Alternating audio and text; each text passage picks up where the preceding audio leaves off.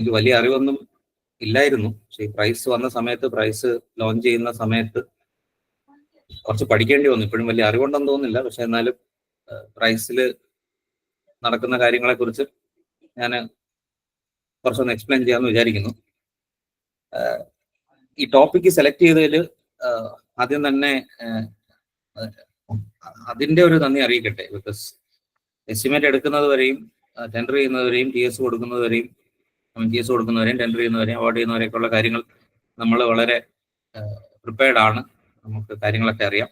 നമുക്ക് എഴുതി bill generate ചെയ്യാനും ഒക്കെ നമ്മൾ ഓൾറെഡി പഠിച്ചു കഴിഞ്ഞൊരു സംഗതിയാണ്. ഇതെല്ലാം കഴിഞ്ഞതിന് ശേഷമാണ് ഈ റിവൈസ് എസ്റ്റിമേറ്റ് എന്ന് പറയുന്ന സംഗതി നമ്മൾക്ക് നമ്മുടെ ഒരു എന്താ പറയുന്നത്, നമ്മുടെ ഒരു ലൈം ലൈറ്റിലോട്ട് വരുന്നത് തന്നെ.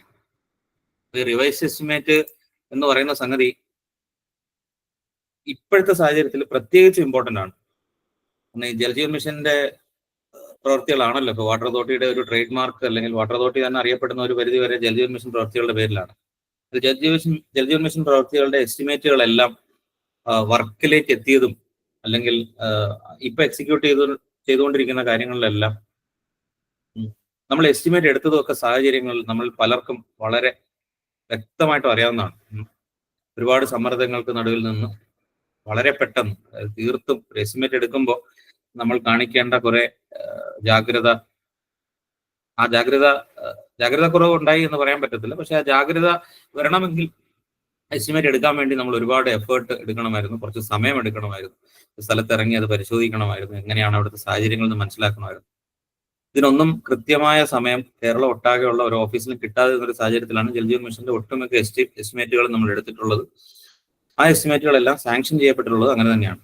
അങ്ങനെ എടുക്കുന്ന എസ്റ്റിമേറ്റുകൾക്ക് ഉണ്ടാവുന്ന ഒരു പ്രശ്നം, സ്വാഭാവികമായിട്ട് ഉണ്ടാവുന്ന ഒരു പ്രശ്നം എന്ന് പറയാൻ പറ്റത്തില്ല. എസ്റ്റിമേറ്റ് എന്ന് പറഞ്ഞാൽ തന്നെ ഒരു ഊഹക്കണക്കാണ്.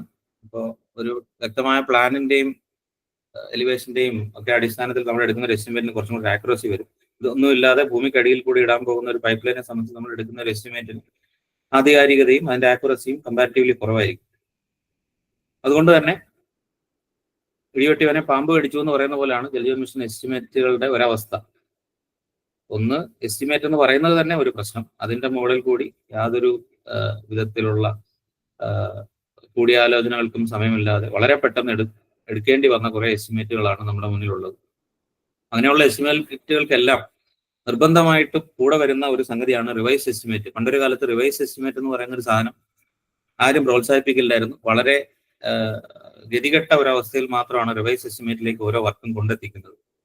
അത് തന്നെ വർക്ക് തീരാറാവുമ്പോഴത്തേക്ക് വല്ലതും ഒരു ആറി പാസ്സായി വരുന്നൊരു സാഹചര്യം ഉണ്ടാകുന്ന ഒരു സിറ്റുവേഷൻ പണ്ടൊക്കെ ഉണ്ടായിരുന്നു. റിവൈസ് എസ്റ്റിമേറ്റുകളെല്ലാം എങ്ങനെ ഉണ്ടായെന്നൊക്കെ വിവിധ കോണുകളിൽ നിന്നുള്ള അന്വേഷണങ്ങളും ഒക്കെ പിന്നാലെ വരുന്ന ഒരു സാഹചര്യം കൂടെ ഉണ്ടായിരുന്നു. ഇതിനേക്കാളൊക്കെ ഉപരി ഒരു റിവൈസ് എസ്റ്റിമേറ്റ് പ്രിപ്പയർ എടുക്കുന്ന ഒരു കാലതാമസവും അതിന്റെ ഒരു പ്രായോഗിക ബുദ്ധിമുട്ടുകളും ഒക്കെ കണക്കിലെടുക്കുമ്പോൾ കഴിവതും ഒഴിവാക്കാനേ എല്ലാവരും ശ്രമിച്ചിട്ടുള്ളൂ. ഈ പ്രൈസിന്റെ ഒരു ഗുണവും ദോഷവും അത് തന്നെയാണ്. പ്രൈസിൽ ഈ പറയുന്ന ബുദ്ധിമുട്ടൊന്നും റിവൈസ് എസ്റ്റിമേറ്റ് ജനറേറ്റ് ചെയ്യാൻ വേണ്ടിയില്ല. അതാണ് അതിന്റെ ഗുണം. പ്രൈസിന്റെ ദോഷം എന്ന് പറഞ്ഞാൽ അതുകൊണ്ട് റിവൈസ് എസ്റ്റിമേറ്റുകൾ ശരിക്കുള്ള എസ്റ്റിമേറ്റുകളെക്കാളും കൂടുതലായിട്ട് പ്രൈസിൽ കൂടി ജനറേറ്റ് ചെയ്യപ്പെടുന്നുണ്ട്. ഇപ്പോൾ എസ്റ്റിമേറ്റ് ജനറേറ്റ് ചെയ്യുക എന്ന് പറഞ്ഞാൽ, റിവൈസ് എസ്റ്റിമേറ്റ് ജനറേറ്റ് ചെയ്യുക എന്ന് പറഞ്ഞാൽ ഒരു അസിസ്റ്റന്റ് എഞ്ചിനീയറെ സംബന്ധിച്ചിടത്തോളം, അസിസ്റ്റന്റ് എഞ്ചിനീയർ ഞാൻ പറയാൻ കാരണം എസ്റ്റിമേറ്റും റിവൈസ് എസ്റ്റിമേറ്റും എല്ലാം ജനറേറ്റ് ചെയ്യുന്നത് അസിസ്റ്റന്റ് എഞ്ചിനീയർ തന്നെയാണ്. അപ്പോൾ ഒരു അസിസ്റ്റന്റ് എഞ്ചിനീയറെ സംബന്ധിച്ചിടത്തോളം പ്രൈസിൽ ഒരു റിവൈസ് എസ്റ്റിമേറ്റ് ജനറേറ്റ് ചെയ്യുക എന്ന് പറഞ്ഞാൽ ഒരു ക്ലിക്കിന്റെ ആവശ്യമേ ഉള്ളൂ. എസ്റ്റിമേറ്റ് നമ്മുടെ മുമ്പിലുണ്ട്, അതിനകത്തൊരു മോഡിഫിക്കേഷൻ വരുത്തി സബ്മിറ്റ് ചെയ്യാന്നുള്ളതേ ഉള്ളൂ. പണ്ട് അങ്ങനെയല്ല. ഒരു എസ്റ്റിമേറ്റിനെ മുകളിൽ ഒരു റിവൈസ് എസ്റ്റിമേറ്റ് ജനറേറ്റ് ചെയ്യണമെങ്കിൽ അതിന് ഒരുപാട് കാൽക്കുലേഷൻസ് ഉണ്ട്. ഒരുപാട് എന്താ പറയുന്ന റേറ്റ് അറൈവ് ചെയ്യുന്നതിലും ക്വാണ്ടിറ്റി അറൈവ് ചെയ്യുന്നതിലും ഒക്കെ ഒരുപാട് ശ്രദ്ധയും നമ്മുടെ കോൺസെൻട്രേഷനൊക്കെ അതിനകത്തേക്ക് ഇൻപുട്ട് ചെയ്യേണ്ടതായിട്ടുണ്ട്. പ്രൈസിൽ കമ്പാരിറ്റീവ്ലി എളുപ്പമാണ്. കമ്പാരിറ്റീവ്ലി എന്നല്ല, വളരെ എളുപ്പമാണ്. അതാണ് പ്രൈസിന്റെ ഒരു ഗുണം. റിവൈസ് എസ്റ്റിമേറ്റ് ജനറേറ്റ് ചെയ്യാൻ ഒരു ബുദ്ധിമുട്ടുമില്ല. പ്രൈസിന്റെ ഒരു ദോഷം എന്ന് പറഞ്ഞു കഴിഞ്ഞാൽ അതുകൊണ്ട് ഒട്ടനവധി റിവൈസ് എസ്റ്റിമേറ്റുകൾ ജനറേറ്റ് ചെയ്യപ്പെടുന്നുണ്ട്. ഒരു നിയന്ത്രണം ഉണ്ടോ ഇല്ലയോ എന്ന് തോന്നത്തക്ക വിധത്തിൽ റിവൈസ് എസ്റ്റിമേറ്റുകൾ ജനറേറ്റ് ചെയ്യപ്പെടുന്നുണ്ട്. അന്നേരം ഉണ്ടാകുന്ന ബുദ്ധിമുട്ട് എന്ന് പറഞ്ഞാൽ ഈ ജനറേറ്റ് ചെയ്ത് കഴിഞ്ഞ് ഈ റിവൈസ് എസ്റ്റിമേറ്റിനെ ഒരു സാങ്ഷനിങ് ലെവലിലോട്ട്, ഒരു അപ്രൂവൽ ലെവലിലോട്ട് എത്തിക്കേണ്ടതായിട്ടുണ്ട്. അപ്പോൾ ഇത് അപ്രൂവ് ചെയ്യുന്ന ഉദ്യോഗസ്ഥർക്കെല്ലാം റിവൈസ് എസ്റ്റിമേറ്റ് ഒരു ബുദ്ധിമുട്ട് ഉണ്ടാക്കുന്നതായിട്ട് നമ്മൾ കണ്ടുവരുന്നുണ്ട്. അപ്പോൾ ഈ റിവൈസ് എസ്റ്റിമേറ്റ് എന്ന് പറയുന്ന സംഗതി എന്താണ് എന്ന് നമുക്കൊന്ന് ആദ്യം ഒന്ന് ഡിസ്കസ് ചെയ്തിട്ട് നമുക്ക് ആ പ്രൈസിലേക്ക് കടക്കാം. ഈ പ്രൈസിലേക്ക് കടക്കാന്ന് പറഞ്ഞാൽ പ്രൈസിലേക്ക് കടക്കും ഞാൻ കഴിഞ്ഞ 2-3 ക്ലാസ് ഷിഹാബിൻ്റെത് ഞാൻ കാണുന്നുണ്ടായിരുന്നു. അപ്പോൾ അതിലൊക്കെ പറയുന്ന പോലെ ഇപ്പോൾ എംബുക്ക് ഒക്കെ ജനറേറ്റ് ചെയ്യുന്നതോ മെഷർമെന്റ് ഇടുന്നതോ എസ്റ്റിമേറ്റ് എടുക്കുന്നതോ ആയിട്ടുള്ള ഇനിഷ്യൽ സ്റ്റേജസിലെ പോലെ ഒരുപാട് കാര്യങ്ങളൊന്നും റിവൈസ് എസ്റ്റിമേറ്റിൽ ചെയ്യാനില്ല പ്രൈസിൽ എന്നുള്ളതാണ് വാസ്തവം. ഒരു 2-3 ക്ലിക്കും 1-2 ചെറിയ കാര്യങ്ങൾ മനസ്സിലാക്കുക എന്നുള്ളതാണ്. പക്ഷെ എങ്ങനെ ഈ റിവൈസ് എസ്റ്റിമേറ്റിലേക്ക് എത്തുന്നു എന്ന് മനസ്സിലാക്കി വെക്കേണ്ടത് അത്യന്താപേക്ഷിതമാണ്. ഇത് വാരി വലിച്ച് ക്രിയേറ്റ് ചെയ്യുന്നത് ഒരു പ്രശ്നം തന്നെയാണ്. അപ്പൊ അതുകൊണ്ട് എന്താണ് ഈ റിവൈസ് എസ്റ്റിമേറ്റ്, എങ്ങനെയാണ് ഇത് ജനറേറ്റ് ചെയ്യുന്നത്, എന്തൊക്കെയാണ് ഇതിനകത്ത് നമ്മൾ മനസ്സിൽ കരുതേണ്ട കാര്യങ്ങൾ എന്നുള്ളതിനെ കുറിച്ച് ഒരു 15-20 മിനിറ്റ് കൊണ്ട് നമുക്കൊന്ന് പറഞ്ഞു തീർത്തിട്ട് നമുക്ക് പ്രൈസിലേക്ക് കിടക്കാം. 1 മണിക്കൂർ കൊണ്ട് നമുക്ക് നമ്മുടെ പരിപാടി മൊത്തത്തിൽ തീർക്കാം. ജോയ്, ഞാൻ സ്ക്രീൻ ഒന്ന് ഷെയർ ചെയ്തോട്ടെ ജോയ്? കുഴപ്പമില്ല. Okay okay okay okay.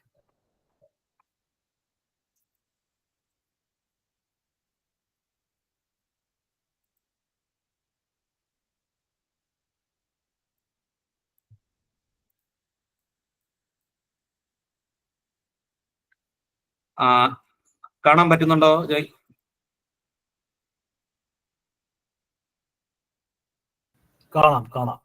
കാണാമല്ലോ. ഓക്കെ, നമ്മള് പ്രൈസ് 3S ഉള്ള റിവൈസ് എസ്റ്റിമേറ്റിനെ കുറിച്ച് ഒരു ചെറിയ പ്രസന്റേഷൻ ആണ്. വളരെ ചുരുക്കം വാക്കുകളിൽ നമുക്ക് തീർക്കാം. എന്താണ് റിവൈസ് എസ്റ്റിമേറ്റ് എന്നുള്ളത് ആദ്യം നമ്മളൊന്ന് മനസ്സിലുണ്ടാക്കി വെക്കേണ്ടതാണ്. റിവൈസ് എസ്റ്റിമേറ്റ് എന്ന് പറഞ്ഞു കഴിഞ്ഞാൽ നമ്മളൊരു വർക്ക് അവാർഡ് ചെയ്ത് കഴിഞ്ഞു. വർക്ക് അവാർഡ് ചെയ്യുന്നതിന് മുമ്പ് ഒരുപാട് പ്രോസസ് ഉണ്ട്. നമ്മൾ അതിൻ്റെ ഒരു നെസസിറ്റി ഉണ്ടാക്കി അതിനൊരു എസ്റ്റിമേറ്റ് എടുത്തു, അതിന് വേണ്ട അനുമതികളെല്ലാം സംഘടിപ്പിച്ചു, നമ്മളതിനെ ടെൻഡർ ചെയ്തു. ഒരു നോർമൽ വർക്കിന്റെ കോഴ്സാണ് ഞാൻ പറയുന്നത്. ടെൻഡർ ചെയ്തു, ഒരു കോൺട്രാക്ടർ വന്നു, കോൺട്രാക്ടർക്ക് നമ്മൾ വർക്കൊക്കെ അവാർഡ് ചെയ്തു, നമ്മൾ മെഷർമെന്റ് ഇടുന്ന ഒരു സ്റ്റേജിലൊക്കെ ആയി വർക്ക് എക്സിക്യൂട്ട് ചെയ്യാൻ തുടങ്ങുന്ന സാഹചര്യത്തിൽ വരുമ്പോഴത്തേക്ക് നമ്മൾ മനസ്സിലാക്കുകയാണ് നമ്മളുടെ എസ്റ്റിമേറ്റിൽ കുറച്ച് ചെറിയ ചെറിയ മാറ്റങ്ങൾ വരുത്തേണ്ടതായിട്ടുണ്ട്, അല്ലെങ്കിൽ കുറച്ച് അഡീഷൻസ് വരുത്തേണ്ടതായിട്ടുണ്ട് എന്ന് നമ്മൾ മനസ്സിലാക്കുകയാണ്. അന്നേരം ഉടനെ അത് അവിടെ വെച്ച് നിർത്തി പുതിയ ടെൻഡറിനൊക്കെ ഒന്നും പോകേണ്ട കാര്യമില്ല. ഒരു നിശ്ചിത അളവിലേക്കുള്ള വേരിയേഷൻസ് ഗവൺമെന്റ് തന്നെ നമുക്ക് അക്സെപ്റ്റ് ചെയ്ത് തരുന്നുണ്ട്. ആ അക്സെപ്റ്റൻസ് ലിമിറ്റിനകത്ത് നിന്നുകൊണ്ട് നമ്മൾ എക്സിസ്റ്റിംഗ് വർക്കിനകത്ത് അഡീഷണൽ ആയിട്ട് കൊടുക്കുന്ന കുറച്ച് ഐറ്റംസും അതിന്റെ റേറ്റുകളും എല്ലാം കൂടെ ചേരുന്ന ഒരു എസ്റ്റിമേറ്റ് ആണ് ഈ റിവൈസ് എസ്റ്റിമേറ്റ് എന്ന് പറയുന്നത്. അപ്പോൾ അത് നോർമലായിട്ട് നമ്മൾ ജനറേറ്റ് ചെയ്യുന്ന, നമ്മൾ അപ്രൂവ് ചെയ്യുന്ന എസ്റ്റിമേറ്റിന്റെ കൂടെ തന്നെ ഈ പറയുന്ന ഐറ്റംസും കൂടെ ചേർക്കും. റിവൈസ് എസ്റ്റിമേറ്റ് അപ്രൂവ് ആയി കഴിഞ്ഞാൽ നമ്മുടെ ആദ്യത്തെ എസ്റ്റിമേറ്റ് എന്ന് പറഞ്ഞാൽ പേരന്റ് എസ്റ്റിമേറ്റ് ഒരു സൈഡിലേക്ക് മാറ്റി വെച്ച് അതിലുള്ള ഐറ്റംസിന്റെ ക്വാണ്ടിറ്റീസും പ്ലസ് നമ്മൾ അധികമായിട്ട് ചെയ്യുന്ന റിവൈസ് എസ്റ്റിമേറ്റിലുള്ള ഐറ്റംസിന്റെ ക്വാണ്ടിറ്റീസും എല്ലാം കൂടെ ചേർന്ന് ഒരു ഒറ്റ എസ്റ്റിമേറ്റ് ആയി ആറിയാണ് പിന്നെ നമ്മൾ പ്രൊസീഡ് ചെയ്യുന്നത്. എത്ര റിവൈസ് എസ്റ്റിമേറ്റ് ജനറേറ്റ് ചെയ്യാം എന്നുള്ളതിൽ പ്രത്യേകിച്ച് നിബന്ധനകളൊന്നും ഒരു ഉത്തരവിലും പറയുന്നില്ല. അതുകൊണ്ട് തന്നെ പ്രൈസ് എത്ര ആറി വേണമെങ്കിലും ജനറേറ്റ് ചെയ്യാനുള്ള പ്രൊവിഷൻസ് തരുന്നുണ്ട്. പക്ഷെ ഓരോ ആറിയും പ്രോസസ് ചെയ്യുന്നത് ഒരു ബുദ്ധിമുട്ടേറിയ സംഗതിയാണെന്ന് മനസ്സിലാക്കിക്കൊണ്ട് ആറിയുടെ എണ്ണത്തിൽ ഒരു നിയന്ത്രണം വരുത്താൻ അസിസ്റ്റന്റ് എഞ്ചിനീയേഴ്സ് ആണ് പ്രത്യേകിച്ചും ഒരാണ് ഇതൊക്കെ ജനറേറ്റ് ചെയ്യുകയും ഫീൽഡിന്റെ കാര്യങ്ങൾ നോക്കുന്നത്. അസിസ്റ്റന്റ് എഞ്ചിനീയേഴ്സ് ശ്രദ്ധിക്കുന്നത് വളരെ നല്ലതാണ്. റിവൈസ് എസ്റ്റിമേറ്റ് എന്താണ് ഏതാണെന്നൊക്കെ വളരെ കൃത്യമായിട്ട് PWD മാനുവലി പറയുന്നുണ്ട്. 2021 റിവൈസ്ഡ് എഡിഷൻ ആണ് നമ്മളിപ്പോൾ ഉപയോഗിച്ചുകൊണ്ടിരിക്കുന്നത്. 12 ആണ് പേരന്റ് എഡിഷൻ. റിവൈസ്ഡ് എഡിഷൻ 2021 വന്നിട്ടുണ്ട്. കുറച്ച് നാൾ പിടിച്ച് വെച്ചിരുന്നതാണ് കോവിഡിന്റെ ഒക്കെ പ്രശ്നം കാരണം. അതിന്റെ ഓൺലൈൻ സോഫ്റ്റ് കോപ്പീസ് എല്ലാം അവൈലബിൾ ആണ് ഇപ്പോഴും. അതിൽ ക്ലോസ് 1601 പറയുന്നുണ്ട് why is revise estimate necessary എന്നുള്ളത്. അതിന് 3 കണ്ടീഷൻസ് ആണ്. അതിനകത്ത് ആദ്യത്തെ condition, there are deletions, additions, alterations to the scope of work as originally sanction needing revised administrative sanction ആണ്. ഈ നമ്മൾ തുടക്കത്തിൽ തന്നെ മനസ്സിലാക്കേണ്ട സംഗതി, റിവൈസ്ഡ് എസ്റ്റിമേറ്റും റിവൈസ്ഡ് അഡ്മിനിസ്ട്രേറ്റീവ് സാങ്ഷൻ, ഒന്ന് RE, ഒന്ന് റിവൈസ്ഡ് AS, ഇത് രണ്ടും രണ്ടാണ്. അത് ആദ്യമേ നമ്മൾ മനസ്സിലാക്കുക. ഈ എല്ലാ റിവൈസ് ചെയ്തിട്ടുള്ള സാങ്ഷന് പോകുന്നതിലും എന്ത് സാങ്ഷൻ റിവൈസ് ചെയ്തിട്ടുള്ള ഒരു എസ്റ്റിമേറ്റിൽ വേണമെങ്കിലും നമുക്കതിനെ കൂടെ വേണ്ട ഒരു സാധനമാണ് റിവൈസ് എസ്റ്റിമേറ്റ്. ഈ റിവൈസ് എസ്റ്റിമേറ്റിന് ഒരു സാങ്ഷൻ കൊടുത്തു കഴിഞ്ഞാൽ അത് തന്നെ നമ്മുടെ ഒരു വർക്കിന്റെ ആവുന്ന ഒരു സാഹചര്യമുണ്ട്. അത് പോരാ, ഉള്ള എസ്റ്റിമേറ്റിന് പുതിയതായിട്ടൊരു ഭരണാനുമതി തന്നെ വേണ്ട ഒരു സാഹചര്യം വരികയാണെങ്കിൽ അങ്ങനെ കൊടുക്കുന്ന റിവൈസ് ചെയ്ത ഭരണാനുമതിയാണ് റിവൈസ്ഡ് AS അല്ലെങ്കിൽ റിവൈസ് അഡ്മിനിസ്ട്രേറ്റീവ് സാങ്ഷൻ എന്ന് പറയുന്നത്. റിവൈസ്ഡ് AS വരുന്നതിന് കുറെ ടിപ്പിക്കൽ സാഹചര്യങ്ങളുണ്ട്. നമ്മുടെ ടോട്ടൽ എസ്റ്റിമേറ്റ് എമൗണ്ടിന്റെ 10% കൂടുതൽ നമുക്ക് വേരിയേഷൻ വരികയാണെങ്കിൽ നമുക്ക് റിവൈസ്ഡ് AS തന്നെ വേണ്ടതായിട്ടുണ്ട്. അത് ഞാൻ അകത്തേക്ക് പോകുമ്പോഴത്തേക്ക് ഞാൻ പറയാം. അപ്പൊ അങ്ങനെ റിവൈസ്ഡ് AS വേണമെങ്കിൽ അതിനെ AS വേണ്ടി നമ്മളൊരു എസ്റ്റിമേറ്റ് സബ്മിറ്റ് ചെയ്യുന്നു. അതാണ് റിവൈസ്ഡ് എസ്റ്റിമേറ്റ് വേണ്ടത്. രണ്ടാമത്തെ കാര്യം, when there are major structural alterations from the design as originally sanctioned. രണ്ടാമത്തെ കാര്യം. ആദ്യത്തേത് നമുക്ക് എന്തെങ്കിലും മോഡിഫിക്കേഷൻ സ്കോപ്പ് ഓഫ് വർക്ക്, നമ്മുടെ ഒരു എന്താ പറയുന്നത്, നമ്മുടെ ഒരു സ്കീമിനെ കൺസിഡർ ചെയ്ത് കഴിഞ്ഞാൽ ഒരു വെല്ലും പമ്പ് ഹൗസും കൂടെ വെക്കേണ്ട ഒരു വർക്കിനെ നമ്മൾ ഒരു എസ്റ്റിമേറ്റ് ജനറേറ്റ് ചെയ്ത് ടെൻഡർ ചെയ്തു. നമ്മൾ അതിനെ ടോട്ടലി ഡിഫർ ചെയ്യുവാണ്. സൈറ്റിൽ ചെല്ലുമ്പോഴത്തേക്ക് വെല്ലൊക്കെ മാറ്റി വേറെ എന്തെങ്കിലും ഒരു ബേബി വെല്ലോ അല്ലെങ്കിൽ നമ്മളൊരു ലീഡിംഗ് പൈപ്പ് മാത്രം മതി എന്നൊക്കെ ഉള്ള തീരുമാനം എടുക്കുന്ന ഒരു സിറ്റുവേഷൻ വരികയാണെങ്കിൽ അന്നേരം നമുക്ക് റിവൈസ്ഡ് എസ് തന്നെ വേണം. സ്കോപ്പ് ഓഫ് വർക്ക് എപ്പോൾ മാറുന്നു അന്നേരം നമ്മൾ വെറുതെ ഒരു റിവൈസ് എസ്റ്റിമേറ്റ് ഉണ്ടാക്കി അതിനൊരു അപ്രൂവൽ മാത്രം മേടിച്ചാൽ പോരാ, അതിനൊരു റിവൈസ്ഡ് അഡ്മിനിസ്ട്രേറ്റീവ് സാങ്ഷൻ തന്നെ മേടിക്കണം എന്നാണ് PWD മാനുവൽ പറയുന്നത്. അതിന് വേണ്ടിയിട്ട് നമ്മൾ റിവൈസ് എസ്റ്റിമേറ്റ് ഉണ്ടാക്കും. രണ്ടാമത്, when there are major structural alterations from the design as originally sanctioned. അതായത് നമ്മളൊരു വെല്ല് മാറ്റി പൈപ്പ് മാത്രമാക്കി ഒന്നും നമ്മൾ വെക്കുന്നില്ല, വെല്ല് നമ്മൾ പണിയുന്നുണ്ട്. പക്ഷെ വെല്ല് നമ്മൾക്ക് കിട്ടിയ സ്ട്രക്ചറൽ ഡിസൈനിൽ നിന്ന് വ്യത്യസ്തമായിട്ട് കുറച്ച് മോഡിഫിക്കേഷൻസും വേരിയേഷൻസും ഒക്കെ വരാൻ കൂടുതലും സംഭവിക്കുന്നത് നമ്മുടെ ഫൗണ്ടേഷൻസിന്റെ കാര്യത്തിലൊക്കെയാണ്. നമ്മൾ JJM വർക്കിൽ ഒരുപാട് സ്ഥലവും ഒരുപാട് വർക്കുകളും ലാൻഡൊന്നും കാണാതെ തന്നെ നമ്മൾ എസ്റ്റിമേറ്റ് എടുത്തിട്ടുണ്ട്. അപ്പോൾ ഫൗണ്ടേഷനൊക്കെ ഒരു ഐസൊലേറ്റഡ് ഫുട്ടിങ്ങോ പൈൽ ഫൗണ്ടേഷനോ ഒക്കെ വെച്ച് നമ്മൾ ഡിസൈൻ ചെയ്യും. സ്ഥലത്ത് ചെല്ലുമ്പോഴായിരിക്കും സോയിൽ കൺസിറ്റുവേഷൻസ് വ്യത്യസ്തമാണ്, റാഫ്റ്റോ മാറ്റോ അങ്ങനത്തെ സ്ട്രിപ്പ് ഫുട്ടിങ്ങോ ഒക്കെ ആയിട്ട് നമ്മൾ ഇതിന്റെ ഒരു സ്ട്രക്ചറൽ ഓൾട്ടറേഷൻ വരുന്നു. പക്ഷേ as such the structure will remain എന്നുള്ളതാണ്. അപ്പൊ അങ്ങനെ വരുന്ന സമയത്ത് നമുക്ക് റിവൈസ് എസ്റ്റിമേറ്റ് ജനറേറ്റ് ചെയ്യേണ്ടതായിട്ടുണ്ട്. When the cost of work is likely to exceed by more than 5% of the TS amount എന്നാണ്. TS amountന്റെ 5% കൂടുന്ന ഒരു സാഹചര്യം വന്നാലും നമുക്കൊരു റിവൈസ്ഡ് എസ്റ്റിമേറ്റ് വേണം. റിവൈസ്ഡ് എസ്റ്റിമേറ്റ് മാൻഡേറ്ററി ആണ്, അത് നിർബന്ധമായിട്ട് നമ്മൾ ജനറേറ്റ് ചെയ്യേണ്ടതാണ്. ഓക്കെ, ഇതിന്റെ കൂടെ ഒരു കണ്ടീഷൻ കൂടെ പറയുന്നുണ്ട്. Revised estimate shall not be kept waiting till the work is completed or reaches an advance stage of completion but shall be created as soon as any of the above two conditions are met എന്ന് പറയുന്നുണ്ട്. അത് PWD മാനുവലിൽ തന്നെ അങ്ങനെ ഒരു condition പറയുന്നുണ്ട്. ഞാൻ തുടക്കത്തിൽ തന്നെ പറഞ്ഞു, പണ്ട് കാലത്തൊക്കെ വർക്ക് തീരാറാകുമ്പോഴത്തേക്ക് ഒരു REയിൽ എല്ലാം കൂടെ ആഡ് ചെയ്ത് നമ്മൾ മുന്നോട്ട് പോകുന്ന ഒരു സിറ്റുവേഷൻ ഉണ്ടാകുമായിരുന്നു. ഇപ്പൊ പ്രൈസ് വന്നപ്പോഴത്തേക്ക് അതിന്റെ ഒന്നും ആവശ്യമില്ല. എന്നാണോ RE വേണ്ടുന്നത് അന്ന് RE ജനറേറ്റ് ചെയ്യാൻ നമുക്ക് പറ്റും. അതിന്റെ അപ്രൂവൽസ് ഇൻ ഡ്യൂ കോഴ്സ് നമ്മൾ കളക്ട് ചെയ്യാന്നുള്ളതേ ഉള്ളൂ. അപ്പൊ എത്ര RE വേണമെങ്കിലും ജനറേറ്റ് ചെയ്യാം. അല്ലെങ്കിൽ revise estimate as and when it is required shall be prepared എന്ന് തന്നെയാണ് PWD മാനുവൽ പറയുന്നത്.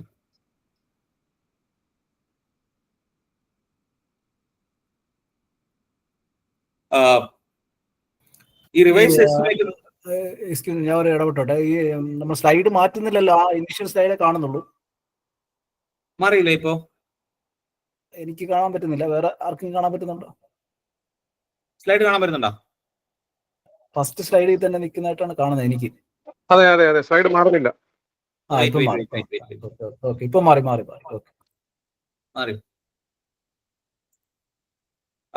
കാണാമോ ജോയ്?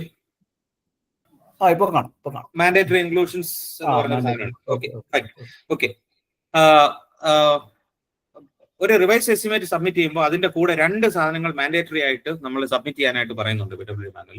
ഒന്നൊരു വേരിയേഷൻ സ്റ്റേറ്റ്മെന്റ് ആണ്. അതിന് ഒരു ഫോം നമ്പർ പറയുന്നുണ്ട്, അപ്പൻഡിക്സ് 1600E എന്ന് പറയുന്ന ഒരു അപ്പൻഡിക്സ് ഉണ്ട്, PWD മാനുവലിലുണ്ട്. വേരിയേഷൻ സ്റ്റേറ്റ്മെന്റ് എന്ന് പറഞ്ഞാൽ നമ്മൾ എന്തൊക്കെ മെറ്റീരിയൽസ്, എന്തൊക്കെ മോഡിഫിക്കേഷൻസ് അല്ലെങ്കിൽ എന്തൊക്കെ അഡീഷൻസ് നമുക്ക് നമ്മുടെ ഷെഡ്യൂൾ ഐറ്റത്തിനകത്ത് വരുന്നുണ്ട്, അത് എന്തുകൊണ്ട് വരുന്നു എന്നുള്ള ഒരു ഡീറ്റെയിൽഡ് ഡിസ്ക്രിപ്ഷൻ ആണ് ഉദ്ദേശിക്കുന്നത്. നമ്മൾ സാധാരണ ചെയ്യുന്നത് ഇപ്പൊ 100 മീറ്റർ ഇടാനുള്ള ഒരു പൈപ്പ് നമ്മൾ 150 മീറ്റർ ആയി നമ്മൾ എഴുതും, as per site conditions it was necessary നമ്മൾ എഴുതും. അതും PWD മാനുവലിലും പിന്നെ വന്ന ജിയോയിലും എല്ലാം പറയുന്നുണ്ട്. അങ്ങനെ എഴുതിയാൽ പോരാ, it should be clearly mentioned എന്നുള്ളതാണ്. അത് എനിക്ക് തോന്നുന്നു ഇപ്പൊ നമ്മുടെ സാങ്ഷനിങ് അതോറിറ്റീസ് എല്ലാം അത് ഇൻസിസ്റ്റ് ചെയ്യുന്നുണ്ട്. അപ്പൊ ആ റീസൺസ് വളരെ സ്പെസിഫിക് ആയിട്ട് എഴുതാൻ എയ്മാര് ശ്രദ്ധിക്കുക. രണ്ടാമത്തെ സാധനം കമ്പാരിറ്റീവ് സ്റ്റേറ്റ്മെന്റ് ആണ്. അതിന് DB4 സ്റ്റേറ്റ്മെന്റ് എന്നൊക്കെ പറയും, എല്ലാവരും കേട്ടിട്ടുണ്ടാവും എന്ന് വിചാരിക്കുന്നു. അപ്പൻഡിക്സ് 1600F ആണ്.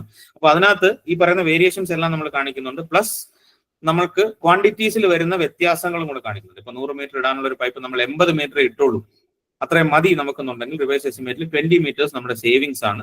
അടുത്തൊരു ഐറ്റം 100ന് പകരം 120 നമ്മൾ എക്സിക്യൂട്ട് ചെയ്തു, 20 നമുക്ക് എക്സസ് ആണ്.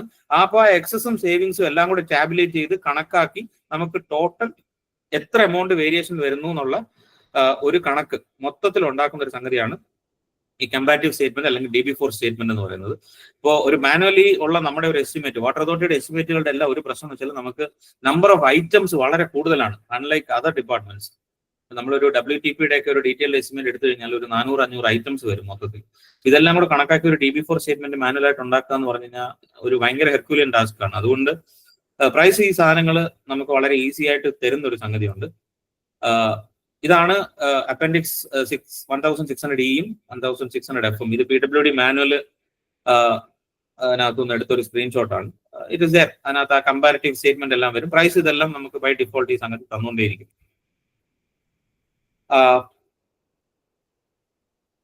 കുറച്ച് ജനറൽ റിമാർക്സ് ആണ്. സ്ലൈഡ് കാണാമല്ലോ അല്ലേ ജോയ്? മാറുന്നുണ്ട്. മാൻഡേറ്ററി ഇൻക്ലൂഷനിൽ നിന്നൊക്കെയാണ്, മാറ്റിയിട്ടില്ല. മാറിയോ? ഇല്ല ഇല്ല ഇല്ല. വേറെ ആരെങ്കിലും മാറി എന്ന് പറയുകയാണെങ്കിൽ ഇപ്പൊ മാറി. General remarks. ഓക്കെ റിമാർക്സ് ആയി. ഓക്കെ ഞാൻ മാറ്റാം. അത് ഇടയ്ക്കിടയ്ക്ക് ഒന്ന് മാറ്റിയേക്കാം. Okay general remarks. സോ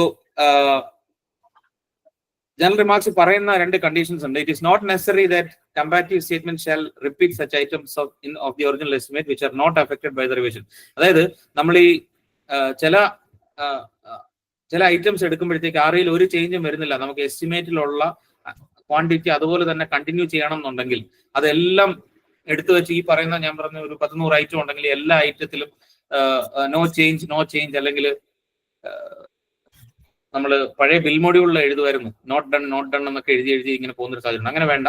ആവശ്യമുള്ള ഐറ്റംസ് മാത്രം സെലക്ട് ചെയ്തിട്ട് അതിന്റെ നെസസിറ്റി മാത്രം നമ്മൾ സ്പെസിഫൈ ചെയ്താൽ മതിയാവും. പ്രൈസിൽ അങ്ങനെ വരത്തുള്ളൂ. മാനുവലായിട്ട് ചെയ്യുമ്പോഴും അങ്ങനെ തന്നെ മതി. ഈ ചേഞ്ച് ഒന്നും ഇല്ലാത്ത ഐറ്റംസ് എല്ലാം കൂടി they shall be group together under several heads as per the estimate and noted as unaffected എന്ന് തന്നെ കാണിച്ചാൽ മതി.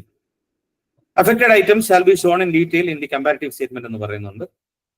The basis for sanction of revise estimate shall be the TS amount. അതൊരു എപ്പോഴും ഡൗട്ട്ഫുൾ ആയിട്ടുള്ള സംഗതിയാണ്. ഒരു എസ്റ്റിമേറ്റ് സാങ്ഷൻ ചെയ്യുന്നതും കമ്പയർ ചെയ്യുന്നതും എല്ലാം അതിന്റെ ടെക്നിക്കൽ സാങ്ഷൻ എമൗണ്ട് ആണ്. അതിന്റെ എഗ്രീഡ് POCയോ ടെൻഡേർഡ് PSCയോ ഒന്നുമല്ല. അതിന്റെ TS എമൗണ്ടിനെ കമ്പയർ ചെയ്തിട്ടാണ് എല്ലാ REയും നമ്മൾ പാസ്സാക്കുകയും അപ്രൂവ് ചെയ്യുകയും ഒക്കെ ചെയ്യുന്നത്. അതിലൊരു ചെറിയ മോഡിഫിക്കേഷൻ വന്നിട്ടുള്ളത് ഈ കഴിഞ്ഞ വർഷം 2024 ജൂലൈ മാസത്തിൽ ഒരു ജിയോ പുറത്തു വന്നിട്ടുണ്ട്. ആ ജിയോ ഇതുവരെ പ്രൈസിൽ ഇംപ്ലിമെന്റ് ചെയ്തിട്ടില്ല. അതിനകത്ത് കുറെ ആംബിഗ്യൂറ്റീസ് ഉള്ളത് കൊണ്ട് ഈ RE സാങ്ഷൻ ചെയ്യാനുള്ള ബേസ് എന്ന് പറയുന്നത് TS എമൗണ്ട് ആണെന്നാണ് PWD മാനുവൽ പറയുന്നതെങ്കിലും ഈ ജിയോ അത് മോഡിഫൈ ചെയ്തത് ഒരു കോൺട്രാക്ടർ ഒരു ഐറ്റം ബിലോ കോട്ട് ചെയ്യുവാണെങ്കിൽ അന്നേരം TS എമൗണ്ടുമായിട്ടല്ല കമ്പയർ ചെയ്യേണ്ടത്. അയാൾ കോട്ട് ചെയ്യുന്ന എഗ്രീഡ് റേറ്റ് ഉണ്ട്. നമ്മൾ അയാൾക്ക് എഗ്രി ചെയ്യുന്ന റേറ്റ്, അതായത് TS റേറ്റിനേക്കാളും കുറവ് 100 രൂപ ടെൻഡേർഡ് TS എമൗണ്ട് ഉള്ള ഒരു item. Earth work excavation 100 rupees per m³ ആണ് നമ്മുടെ TS എമൗണ്ട്. അയാൾ കോട്ട് ചെയ്യുന്നത് 50 rupees ആണെങ്കിൽ നമ്മൾ RE എടുക്കുമ്പോൾ വിത്ത് റെസ്പെക്ട് ടു ദാറ്റ് 50 ആണ് നമ്മൾ കമ്പയർ ചെയ്യാൻ പോകുന്നതെന്നാണ് പറയുന്നത്. അത് ഇതുവരെ പ്രൈസിൽ ഇൻക്ലൂഡ് ചെയ്തിട്ടില്ല. ബിക്കോസ് അതിനകത്ത് കുറച്ച് പ്രശ്നങ്ങളുണ്ട്. ആ പ്രശ്നങ്ങൾ ഉള്ളതുകൊണ്ട് പ്രൈസിൽ ഇൻക്ലൂഡ് ചെയ്തിട്ടില്ല. അതുകൊണ്ട് തൽക്കാലം ആ ജിയോ നമ്മളൊരു കെപ്റ്റ് ഇൻ അബയൻസ് എന്നുള്ളതാണ്. ഓക്കെ, ഈ റിവൈസ് എസ്റ്റിമേറ്റ് സാങ്ഷൻ ചെയ്യാൻ നേരത്ത് PWD മാനുവൽ അല്ലാതെ നമ്മൾ കുറച്ച് ഗവൺമെന്റ് ഉത്തരവുകളും കൂടി നമ്മൾ അതിനു വേണ്ടി കൺസിഡർ ചെയ്യുന്നുണ്ട്. ആ ഗവൺമെന്റ് ഉത്തരവുകളും കൂടി എന്തൊക്കെയാണ് പറയുന്നത് എന്നുള്ളത് നമുക്കൊന്ന് ജസ്റ്റ് നോക്കാം. അത് ആദ്യത്തേത് 184/2016 ഒരു ജിയോ ആണ്. അതിൽ പറയുന്നത് revised AS is required for all estimates beyond 10% of original AS amount എന്നാണ്. ഒറിജിനൽ ASനേക്കാളും 10% എബവ് പോയി കഴിഞ്ഞാൽ റിവൈസ്ഡ് അഡ്മിനിസ്ട്രേറ്റീവ് സാങ്ഷൻ വേണം നിർബന്ധമായിട്ട്. അതായത് ആരാണോ AS തരുന്നത്, ഇപ്പൊ ഗവൺമെന്റ് ആണ് AS തരുന്നതെങ്കിൽ ഗവൺമെന്റിൽ പോയി പുതിയ AS മേടിക്കണം എന്നാണ് പറയുന്നത്. അതിനുവേണ്ടി ഒരു റിവൈസ് എസ്റ്റിമേറ്റ് നമ്മൾ ഉണ്ടാക്കേണ്ടതാണ്. പിന്നെ തുടക്കം പറഞ്ഞൊരു സംഗതി, when there are deletions, additions or alterations to the scope of work, അപ്പോഴും റിവൈസ്ഡ് AS മേടിച്ചിരിക്കണം. അന്നേരം പറയുന്നുണ്ട് റിവൈസ് എസ്റ്റിമേറ്റ് അല്ലെങ്കിൽ revise cost of the work 10% താഴെ ആണെങ്കിൽ പോലും റിവൈസ് AS മേടിച്ചിരിക്കണം എന്ന് പറയുന്നുണ്ട്. അപ്പൊ 10% കൂടിയാൽ മാത്രമേ റിവൈസ് ASന് പോകണം എന്ന് നിർബന്ധമായിട്ടും അല്ല. സ്കോപ്പ് ഓഫ് വർക്ക് മാറുന്നുണ്ടെങ്കിൽ അന്നേരവും ഈ പറയുന്ന റിവൈസ്ഡ് AS തന്നെ മേടിച്ചിരിക്കണം. പക്ഷേ സ്ട്രക്ചറൽ ഓൾട്ടറേഷൻസ് കൊണ്ട് cost of the work within 10% ആണ് ഇൻക്രീസ് ചെയ്യുന്നതെങ്കിൽ അങ്ങനെയാണെങ്കിൽ റിവൈസ്ഡ് ASന് പോകണ്ട, നമുക്കൊരു റിവൈസ്ഡ് എസ്റ്റിമേറ്റിന്റെ സാങ്ഷൻ മാത്രം മതി. ഇത് തമ്മിലുള്ള വ്യത്യാസം മനസ്സിലായി എന്ന് ഞാൻ വിചാരിക്കുന്നു. റിവൈസ്ഡ് AS എന്ന് പറഞ്ഞാൽ ഈ അഡ്മിനിസ്ട്രേറ്റീവ് സാങ്ഷൻ തരുന്ന അതോറിറ്റിയുടെ അടുത്ത്, ഇപ്പോൾ വാട്ടർ അതോറിറ്റിയെ സംബന്ധിച്ചിടത്തോളം നമ്മുടെ ASകളെല്ലാം ഗവൺമെന്റ് തന്നെയാണ് തരുന്നത്. ഓൾമോസ്റ്റ് എല്ലാ ASകളും ഗവൺമെന്റ് തന്നെയാണ് തരുന്നത്.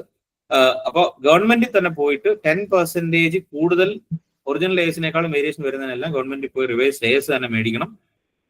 സ്കോപ്പ് ഓഫ് വർക്ക് മാറുമ്പോഴും റിവൈസ്ഡ് AS തന്നെ പോകണം. സ്ട്രക്ചറൽ ഓൾട്ടറേഷൻ കൊണ്ട് within 10% of AS amount variation വരുന്നുള്ളൂ, അല്ലെങ്കിൽ നമ്മൾ ഒരു RE എടുക്കുമ്പോഴത്തേക്ക് 10% താഴെ വേരിയേഷൻ വരുന്നുള്ളൂ എങ്കിൽ നമുക്ക് റിവൈസ്ഡ് AS ഒന്നും ആവശ്യമില്ല, RE സാങ്ഷൻ മതി. ഈ RE സാങ്ഷൻ എന്ന് പറയുന്ന സാധനം ആരാണോ TS തരുന്നത് ആ അതോറിറ്റിക്ക് കൊടുക്കാൻ പറ്റുന്ന ഒരു സംഗതിയാണ്. റിവൈസ് എസ്റ്റിമേറ്റിന് ഇപ്പോൾ സീഡ് എടുത്ത് പോകുന്നു എന്നൊക്കെ പറഞ്ഞാൽ നമ്മൾ കേൾക്കുന്ന ഇതാണ്. അപ്പൊ RE സാങ്ഷൻ മാത്രം മതി, ആ വർക്ക് നമുക്ക് കണ്ടിന്യൂ ചെയ്ത് പോകാൻ പറ്റും. ഓക്കെ, ഈ പറയുന്ന എല്ലാ കേസിലും റിവൈസ്ഡ് TS നമ്മൾ കൊടുക്കേണ്ടതായിട്ടുണ്ട്. TS അക്കമ്പനി ചെയ്യുന്ന ഒരു സംഗതിയുണ്ട്. ഓക്കെ, ഇനി അടുത്ത ജിയോ ആണ് ഏറ്റവും പ്രോമിനന്റ് ആയിട്ടുള്ള ജിയോ. സ്ലൈഡ് മാറിയെന്ന് വിചാരിക്കുന്നു ജോയ്. ജിയോ നമ്പർ 54/2019 ആണ്. ഇതിനകത്താണ് നമ്മൾ ഈ റേറ്റ് ഫിക്സ് ചെയ്യുന്നത്. ക്വാണ്ടിറ്റി ചേഞ്ച് ചെയ്യുമ്പോൾ ഈ കോൺട്രാക്ടർക്ക് അദ്ദേഹം എഗ്രി ചെയ്ത റേറ്റിൽ എന്റെ റിവൈസ് എസ്റ്റിമേറ്റിന്റെ ഐറ്റത്തിനും ആ റേറ്റ് പുള്ളിക്ക് കിട്ടത്തില്ല. റേറ്റിന് വേരിയേഷൻസ് വരും. ഇപ്പം വാട്ടർ അതോറിറ്റിയിലെ കോൺട്രാക്ടേഴ്സിന്റെ ഇപ്പോഴത്തെ ഒരു സിറ്റുവേഷൻ വെച്ച് അതിനകത്തുള്ള ഒരു പ്രശ്നം എന്താണെന്ന് വെച്ച് കഴിഞ്ഞാൽ അതിൽ പലരും ഇങ്ങനെ ഒരു ചേഞ്ച് റേറ്റിൽ ഉണ്ടാവും എന്നുള്ള കാര്യം അറിഞ്ഞു വരുന്നതേ ഉള്ളൂ. ഈ ചേഞ്ച് എന്ന് പറഞ്ഞാൽ അതൊരു പോസിറ്റീവ് ചേഞ്ച് തന്നെ വേണം എന്ന് നിർബന്ധമില്ല. ഇപ്പൊ നമ്മുടെ DAയുടെ കാര്യം പറയുമ്പോൾ എന്താ പറയുന്നത്, നമ്മുടെ ഡിയർനെസ് അലവൻസ് DAയുടെ കാര്യം പറയുമ്പോൾ എന്നും കൂടിക്കൊണ്ട് തന്നെ ഇരിക്കും എന്നാണ് നമ്മുടെ ഒരു പൊതുധാരണ. അങ്ങനെ കൂടണം എന്ന് മാത്രം നിർബന്ധമുള്ള ഒരു സാധനമല്ല, അത് കുറയുകയും ചെയ്യാം എന്ന് പറയുന്ന പോലെയാണ് ഈ REയിലെ റേറ്റിന്റെ അവസ്ഥ. എഗ്രീഡ് റേറ്റിൽ തന്നെ എനിക്ക് എല്ലാ ഐറ്റവും കിട്ടിക്കൊണ്ടിരിക്കും എന്നാണ് കോൺട്രാക്ടർ വിചാരിക്കുന്നത്. അങ്ങനെയല്ല, അതിനൊരു കട്ട് ഓഫ് ഉണ്ട്. ആ കട്ട് ഓഫ് എമാര് നിർബന്ധമായും അറിഞ്ഞിരിക്കണം. നിങ്ങൾ ആ കോൺട്രാക്ടറെ കൊണ്ടൊരു ഐറ്റം ഞാൻ RE പാസ്സാക്കാം, REയിൽ വിടാം എന്ന് പറഞ്ഞ് പുള്ളിയെ കൊണ്ടൊരു ഐറ്റം ചെയ്യിപ്പിക്കുമ്പോൾ അതിലൊരു ഒളിഞ്ഞു കിടക്കുന്ന പ്രശ്നം ഉള്ളത് കൃത്യമായിട്ട് മനസ്സിലാക്കണം. അതിൽ ആദ്യത്തെ കണ്ടീഷൻ ഇതാണ്: in case of quantities exceeding the agreement schedule quantities and up to 25% limit that are necessitated for proper completion of the work, the contract rates of corresponding item shall apply എന്നുള്ളതാണ്. 25% excess വരെ contract rate കിട്ടും കോൺട്രാക്ടർക്ക്. അതായത് 100 metre ചെയ്യാനുള്ള അല്ലെങ്കിൽ 100 എണ്ണം supply ചെയ്യാനുള്ള ഒരു tap 100 connections കൊടുക്കണം എന്നുണ്ടെങ്കിൽ 125 കണക്ഷൻ വരെ ആ കോൺട്രാക്ടർ നമ്മുടെ NIT കണ്ടീഷൻ പ്രകാരം ചെയ്യാൻ ബാധ്യസ്ഥനാണ്. ആ 125 കണക്ഷൻ വരെ പുള്ളി എത്രയാണോ കോട്ട് ചെയ്തിരിക്കുന്നത് ആ കോൺട്രാക്ട് റേറ്റ് തന്നെ പുള്ളിക്ക് കിട്ടുകയും ചെയ്യും. 25% മോളിൽ പോകുന്നു എന്ന് വിചാരിക്കുക, 125 എന്ന് പറയാൻ 150 ആയെന്ന് വിചാരിക്കുക. അപ്പൊ ഒറ്റയടിക്ക് റേറ്റിലേക്ക് നമ്മൾ അറൈവ് ചെയ്യല്ല ചെയ്യുന്നത്. അന്നേരം നമ്മൾ 2 കണ്ടീഷൻസ് ചെക്ക് ചെയ്യും. ആ പെർട്ടിക്കുലർ ഐറ്റത്തിന്റെ, ഫോർ എക്സാമ്പിൾ FHTC കണക്ഷൻ കൊടുക്കുന്ന ഐറ്റം ആണെങ്കിൽ അതിന് ഒരു 6000 രൂപ എന്തോ നമ്മുടെ ഇപ്പോഴത്തെ റേറ്റ് ഉണ്ട്. ആ പെർട്ടിക്കുലർ ഐറ്റത്തിന്റെ TS estimate rate modified by overall tender excess അല്ലെങ്കിൽ tender deficit as the case may be. അതാണ് first condition. Subject to a maximum of PWD local market rate prevailing at the time of ordering. ഇതാണ് പറയുന്നത്. അതായത് ഞാൻ put it into an example. ഇപ്പോ ഞാൻ നേരത്തെ പറഞ്ഞു ഒരു കണക്ഷന് 6000 രൂപയാണ് റേറ്റ്. അയാൾ 100 കണക്ഷൻ കൊടുക്കാനുണ്ടായിരുന്നു, അയാൾ ഒരു 150 എണ്ണം ചെയ്തു എന്ന് വിചാരിക്കാം. അപ്പൊ 125 എണ്ണത്തിനും പുള്ളി 6000 രൂപ എന്നുള്ളത് പുള്ളി അതിനൊരു റേറ്റ് കോട്ട് ചെയ്തിട്ടുണ്ട്, X or Y എത്ര ആയിക്കോട്ടെ റേറ്റ്. 125 വരെ ആ കോട്ട് ചെയ്ത റേറ്റ് പുള്ളിക്ക് കിട്ടും. 125 മുകളിലുള്ള ബാക്കി 25 എണ്ണം 150 125 പോയിട്ട് ബാക്കി 25 എണ്ണത്തിന് പ്രൈസ് കമ്പയർ ചെയ്യുന്ന അല്ലെങ്കിൽ ഗവൺമെന്റ് ഉത്തരവ് പറയുന്ന പ്രകാരം ആ പെർട്ടിക്കുലർ ഐറ്റത്തിന്റെ TS എസ്റ്റിമേറ്റ് റേറ്റ് എടുക്കും. ഇപ്പൊ 6000 റുപ്പീസ് ആണ് TS എസ്റ്റിമേറ്റ് എന്ന് വിചാരിക്കാം. Modified by the overall tender excess അല്ലെങ്കിൽ ടെൻഡർ ഡെഫിസിറ്റ്. പുള്ളി ഈ വർക്ക് മൊത്തത്തിൽ കോട്ട് ചെയ്തേക്കുന്നത് ഒരു ഐറ്റം വൈസ് പുള്ളി കോട്ട് ചെയ്തിട്ടുണ്ട്. അതല്ലാതെ മൊത്തത്തിൽ കോട്ട് ചെയ്തിരിക്കുന്ന വർക്ക് ഇപ്പം 10% ബിലോ ആണെന്ന് വിചാരിക്കാം. പുള്ളിയുടെ ആ ഐറ്റത്തിന്റെ TS എസ്റ്റിമേറ്റ് റേറ്റ് 6000 രൂപയാണ്. 10% ബിലോ ആണ് പുള്ളി കോട്ട് ചെയ്തേക്കുന്നത്. 6000ത്തിന്റെ കൂടെ 10% ബിലോവും കൂടി അതിന്റെ കൂടെ നമ്മൾ ഇൻക്ലൂഡ് ചെയ്യും. വിച്ച് മീൻസ് പുള്ളി കോട്ട് ചെയ്തിരിക്കുന്ന 6000 ആണെങ്കിലും അയാൾക്ക് കിട്ടാൻ പോകുന്ന എമൗണ്ട് 5400 രൂപ ആയിരിക്കും. 600 രൂപ പുള്ളിക്ക് കുറയും, 10%. Which is subject to a maximum of ആ പെർട്ടിക്കുലർ ഐറ്റത്തിന്റെ local market rate prevailing at the time of ordering ആണ്. അതായത് at the time of execution of that particular item എത്രയാണോ PWD market rate, LMR rate, അതും കൂടെ വെച്ച് അത് compare ചെയ്യും. LMR റേറ്റ് ഒക്കെ പ്രൈസ് തന്നെ തരും. അപ്പൊ ഇതിനകത്ത് ഒളിഞ്ഞു കിടക്കുന്ന പ്രശ്നം ഇത് തന്നെയാണ്. ഒരു കോൺട്രാക്ടർ 6000 രൂപ കോട്ട് ചെയ്തിരിക്കുന്ന ഒരു ഐറ്റം അതിങ്ങനെ കണ്ടിന്യൂസ് പോയിക്കൊണ്ടിരിക്കുകയാണ്. പുള്ളി 100 കണക്ഷൻ എന്ന് പറഞ്ഞ് തുടങ്ങി, 125 ആയി, 150 ആയി, 200 ആയി, 300 കണക്ഷൻ കൊടുക്കുന്നു. പല സിറ്റുവേഷൻസ് ഉണ്ട്. 1400 ഇരട്ടി എക്സിക്യൂട്ട് ചെയ്ത ഐറ്റംസ് നമ്മുടെ REയിൽ വന്നിട്ടുണ്ട് പ്രൈസിൽ തന്നെ.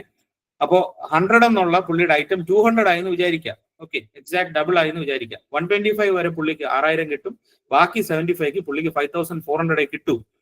ഈ പറയുന്ന കണ്ടീഷൻ പ്രകാരം ഒരു കോൺട്രാക്ടറും സാധാരണഗതിയിൽ അത് അക്സെപ്റ്റ് ചെയ്യത്തില്ല. ഇത് പലരും ചെയ്യുന്നത് ഈ റേറ്റിനകത്ത് ഇങ്ങനെ ഒരു മോഡിഫിക്കേഷൻ വരുമെന്ന് അറിയാത്തത് കൊണ്ടാണ്.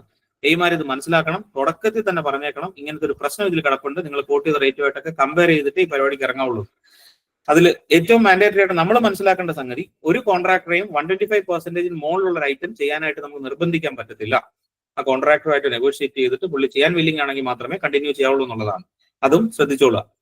ഓക്കെ, ഇനി അടുത്ത നമ്മുടെ ഒരു കണ്ടീഷൻ എന്ന് വെച്ച് കഴിഞ്ഞാല് ഈ എക്സ്ട്രാ ഐറ്റംസ് ആണ്. ഞാൻ ഈ പറഞ്ഞത് മൊത്തം എക്സസ് ഐറ്റംസ് ആണ്. രണ്ട് ഡിഫറെന്റ് ടൈപ്സ് ഓഫ് ഐറ്റംസ് ആണ് റിവൈസ് എസ്റ്റിമേറ്റിൽ വരുന്നത്. ഒന്ന് എക്സസ്, ഒന്ന് എക്സ്ട്രാ.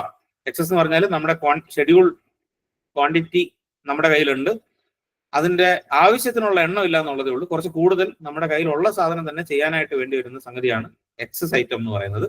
എക്സ്ട്രാ ഐറ്റം എന്ന് പറഞ്ഞാൽ അങ്ങനെയല്ല, നമ്മുടെ ആ പെർട്ടിക്കുലർ ഐറ്റം ഇൻക്ലൂഡ് ചെയ്തിട്ടില്ല, അത് അഡീഷണൽ ആയിട്ട് ചെയ്യേണ്ടതാണ്. അങ്ങനെ ഒരു ഐറ്റം ആയിട്ട് തന്നെ ജനറേറ്റ് ചെയ്യണം. ഫോർ എക്സാമ്പിൾ, നമ്മൾ പൈപ്പ് ലൈൻ നമ്മൾ ഇട്ട് വരുന്നു, സ്ഥിരമായി കണ്ടുവരുന്ന ഒരു സംഗതിയാണ്. ഇട്ട് വരുന്ന ഒരു സ്ഥലത്താണ്, കുറച്ചു ദൂരം ഇട്ട് വരുമ്പോഴത്തേക്ക് അവിടെ ഒരു പാറ കാണുന്നു, അതൊരു ബ്ലാസ്റ്റിംഗ് ഒക്കെ വേണ്ട ഒരു പാറയാണ്. സാധാരണഗതിയിൽ നോർമൽ ആയിട്ടുള്ള ഒരു സ്ഥലത്ത് നമ്മൾ സോയിൽ സ്റ്റഡി ഒന്നും കറക്റ്റ് ആയിട്ട് ചെയ്തിട്ടില്ലെങ്കിൽ നമ്മൾ ഈ റോക്ക് ബ്ലാസ്റ്റിംഗ് ഒന്നും കൊടുക്കാറില്ല. അപ്പൊ അങ്ങനെ സിറ്റുവേഷൻ വരുവാണെങ്കിൽ ആ പെർട്ടിക്കുലർ ഐറ്റം നമ്മൾ അവിടെ വരെ ചെയ്ത് പൈപ്പ് ഇട്ടിട്ട് പാറ ചെയ്യാനായിട്ട് വേറെ ആളെ വിളിക്കാൻ വേണ്ടി ടെൻഡർ വിളിക്കാനൊന്നും പറ്റത്തില്ല. ഇദ്ദേഹത്തിനെ കൊണ്ട് തന്നെ ചെയ്യിക്കാൻ പറ്റുമെന്ന് നോക്കുന്നു. നമ്മൾ ഇതിനെ ഒരു എക്സ്ട്രാ ഐറ്റം ആയിട്ട് നമ്മൾ വർക്കിന്റെ കൂടെ ചേർക്കുന്നു. ഇങ്ങനെ ചേർക്കുമ്പോൾ ഞാൻ തുടക്കത്തിൽ പറഞ്ഞ കണ്ടീഷൻസ് എല്ലാം ബൈൻഡിങ് ആണ്. 10% വെച്ചിട്ടുള്ള സംഗതിയാണെങ്കിൽ RE മതി, ഇല്ലെങ്കിൽ റിവൈസ് സ്റ്റേഷനൊക്കെ തന്നെ പോകണം എന്നുള്ള കണ്ടീഷൻസ് എല്ലാം ബൈൻഡിങ് ആണ്. അപ്പൊ ഇങ്ങനെ അഡീഷണൽ ആയിട്ട് നമ്മുടെ ഷെഡ്യൂളിൽ ഇല്ലാത്ത ഐറ്റം അഡീഷണൽ ആയിട്ട് ചെയ്യുന്ന ഐറ്റത്തിന് പറയുന്ന പേരാണ് എക്സ്ട്രാ ഐറ്റം. ഈ എക്സ്ട്രാ ഐറ്റം എന്ന് പറയുന്ന ഒരു സംഗതിയെ കുറിച്ച് ഗവൺമെന്റ് ഉത്തരവുകളൊന്നും വ്യക്തമായിട്ടില്ല. പക്ഷേ നമുക്കൊരു സ്റ്റാൻഡേർഡ് ബിഡ് ഡോക്യുമെന്റ് ഉണ്ട്, SBD എന്ന് പറയുന്ന സാധനം. അത് ഗവൺമെന്റ് അപ്രൂവ്ഡ് SBD ഉണ്ട്. AWA നമ്മുടെ ഒരു അപ്രൂവ്ഡ് SBD എന്ന് പറയുന്ന ഒരു സാധനം നമ്മുടെ ഇല്ല. പക്ഷെ എന്നാലും നമ്മൾ ഫോളോ ചെയ്യുന്ന ഒരു SBD ഉണ്ട്. അതല്ലാതെ ഈ ഗവൺമെന്റ് അപ്രൂവ് ചെയ്തിട്ടുള്ള SBD അഡോപ്റ്റ് ചെയ്യാനും അതിനെ ബേസ് ചെയ്തുകൊണ്ട് മോഡിഫിക്കേഷൻസ് വരുത്താനും ഒക്കെ ആയിട്ടുള്ള ഡ്രാഫ്റ്റ് AWA പുറത്തിറക്കിയിട്ടുണ്ട്. അതിന്റെ ഒരു ഫൈനൽ സ്റ്റേജിലാണ്. അതിന്റെ ആക്ച്വൽ വേർഷൻ ഉടനെ പുറത്തു വരും. ആ SBDക്കകത്ത് പറയുന്ന കണ്ടീഷൻ എന്താന്ന് വെച്ച് കഴിഞ്ഞാല്, ഒരു എക്സ്ട്രാ ഐറ്റം ചെയ്യണമെങ്കിൽ there shall be an order in writing to execute the extra item of work duly sign by the agreement authority before its commencement എന്നാണ് പറയുന്നത്. അഗ്രിമെന്റ് അതോറിറ്റി റിട്ടേൺ ഓർഡർ ആയിട്ട് തന്നെ തരണം എന്നുള്ളതാണ് നിയമം. നമ്മൾ സാധാരണഗതിയിൽ അങ്ങനെ ഒരു റിട്ടേൺ ഓർഡർ നമുക്ക് വേണ്ടി നമ്മൾ വെയിറ്റ് ചെയ്യാറില്ല. നമ്മൾ ആ വർക്ക് തടസ്സപ്പെടാതിരിക്കാൻ വേണ്ടി നമ്മൾ ചെയ്യും. പക്ഷേ അഗ്രിമെന്റ് അതോറിറ്റിയെ വിവരം അറിയിച്ച് അതിനൊരു മുൻകൂർ അനുമതി മേടിച്ചിട്ടേ ഈ പരിപാടിക്ക് ഇറങ്ങി പുറപ്പെടാവുള്ളൂ. അറ്റ്ലീസ്റ്റ് ഒരു ലെറ്ററെങ്കിലും ആക്കി അത് കൊടുക്കണം. നാളെ ഇത് എന്തിനു ചെയ്തു എന്നുള്ളത് ഒരു അനുമതി വേണ്ടതാണ്. ഈ RE എയ്മാർ ആരെങ്കിലും, ഈ ഇന്ന് ക്ലാസ് അറ്റൻഡ് ചെയ്യുന്ന എയ്മാർ ആരെങ്കിലും RE ഇതിനു മുമ്പ് പ്രിപ്പയർ ചെയ്തിട്ടുണ്ടെങ്കിൽ അതില് ഒരു എക്സ്ട്രാ ഐറ്റം വരുമ്പോൾ, അല്ലെങ്കിൽ click here to fix rate എന്ന് പറഞ്ഞ ഒരു അഡീഷണൽ റേറ്റ് ഫിക്സ് ചെയ്യാൻ വരുമ്പോൾ അതിനകത്തൊരു കണ്ടീഷൻ ചോദിക്കും. ഓർഡേർഡ് ബൈ ഹൂം എന്ന് ചോദിക്കും. ഒരു എക്സ്ട്രാ ഐറ്റം ചെയ്യുമ്പോഴത്തേക്ക് ഓർഡേർഡ് ബൈ ഹൂം എന്ന് പറഞ്ഞ സാധനം, അതിനകത്ത് ഒരു ജനറേറ്റ് ചെയ്യുമ്പോൾ AXC തൊട്ട് മുകളിലോട്ടുള്ള എല്ലാവരുടെയും പേര് വരും. അതിന്റെ കണ്ടീഷൻ ഇത്ര സിമ്പിൾ ആണ്. അഗ്രിമെന്റ് അതോറിറ്റി AXC തൊട്ട് മുകളിലോട്ടുള്ള എല്ലാവരും അഗ്രിമെന്റ് അതോറിറ്റീസ് ആണ്. അതിൽ ആര് പറഞ്ഞിട്ടാണ് നിങ്ങളുടെ പെർട്ടിക്കുലർ വർക്കിന്റെ അഗ്രിമെന്റ് ആയിട്ട് അതിൽ ഏതെങ്കിലും ഒരാളായിരിക്കാം. അതിൽ ആര് പറഞ്ഞിട്ടാണ് ചെയ്തെന്നുള്ള കാര്യം പ്രൈസ് ക്രോസ് ചെക്ക് ചെയ്യുന്നതാണ്. ഇങ്ങനെ കൊടുക്കുന്ന ഒരു extra item it may be classified. ഒരു 4 ടൈപ്പ് ആയിട്ട് ഇതിനെ ക്ലാസിഫൈ ചെയ്തിട്ടുണ്ട്. ഒരു new extra item, additional extra item, substituted altered അല്ലെങ്കിൽ altered item depending on the relation, otherwise the original item എന്നാണ് പറയുന്നത്. 4 ടൈപ്പ് ഉണ്ട്. ഞാൻ 4 എന്താണെന്ന് ജസ്റ്റ് ഒന്ന് പറയാം. ഒന്ന് സിമിലർ ഐറ്റം.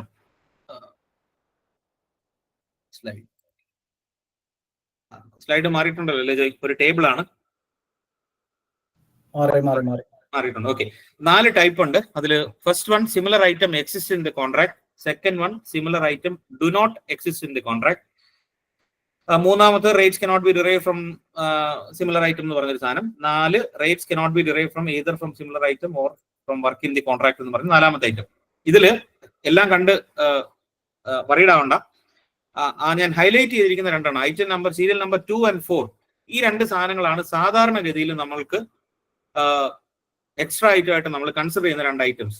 എക്സ്ട്രാ എന്ന് പറഞ്ഞു കഴിഞ്ഞാൽ എന്താണ് ഉദ്ദേശിക്കുന്നത്? നമ്മുടെ ഷെഡ്യൂളിൽ ഇല്ലാത്ത ഒരു ഐറ്റം, അക്സെപ്റ്റഡ് ഷെഡ്യൂളിൽ ഇല്ലാത്ത ഒരു ഐറ്റം. അതിനെ നമുക്ക് 2 ആയിട്ട് 4 എണ്ണം PWD മാനിൽ പറയുന്നെങ്കിലും ഞാൻ 1 ഉം 3 ഉം ഞാൻ കംപ്ലീറ്റ്ലി മാറ്റുകയാണ്. 2 ഉം 4 ഉം ശ്രദ്ധിക്കുക.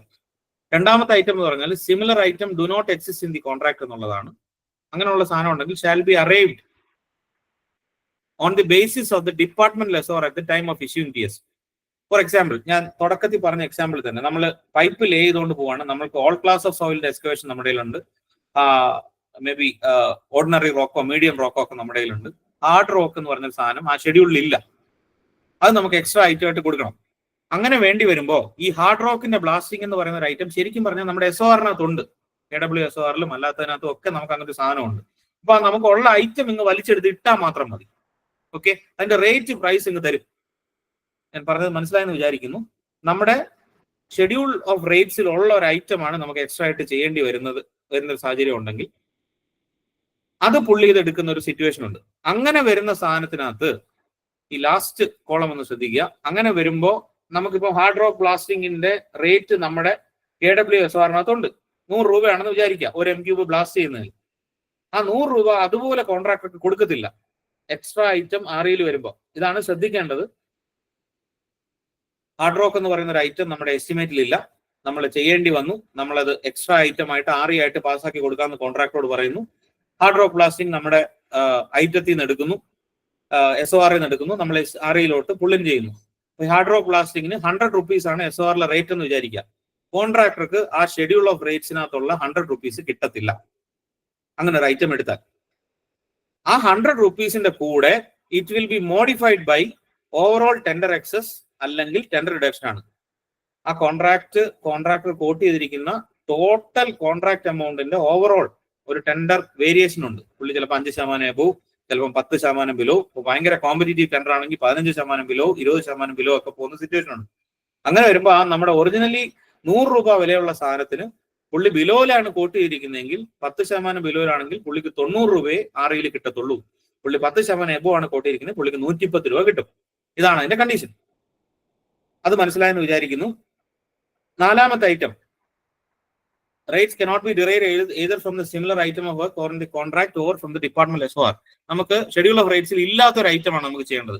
ഈ ബ്ലാസ്റ്റിംഗ് ഒക്കെ നമ്മുടെ കയ്യിലുണ്ട്. ഒന്നുമല്ല, നമ്മൾ പൈപ്പ് ഇട്ടുകൊണ്ട് പോകുമ്പോഴത്തേക്ക് നമ്മൾ എന്താ പറയുന്നത്, പെട്ടെന്ന് ഒരു ഡിഫറെന്റ് ക്ലാസ് ഓഫ് പൈപ്പ് തന്നെ നമുക്ക് ഇടേണ്ട ഒരു സാഹചര്യം വരും.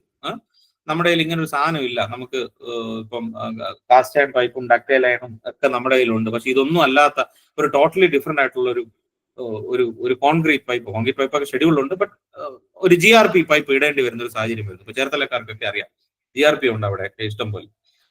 അപ്പൊ അതുപോലെ GRP പൈപ്പ് ഇടേണ്ടി വരുന്ന, അതായത് നമ്മുടെ ഷെഡ്യൂളിൽ ഇല്ലാത്തൊരു ഐറ്റം ഇടേണ്ട സാഹചര്യം വരുന്നു. അപ്പൊ അങ്ങനെ വരുമ്പോൾ നമ്മൾ എന്താ ചെയ്യുന്നത്? നമ്മൾ സാധാരണഗതിയിൽ എസ്റ്റിമേറ്റിൽ അങ്ങനെ ഒരു സാധനം വരുമ്പോൾ നമ്മൾ എന്താ ചെയ്യുന്നത്?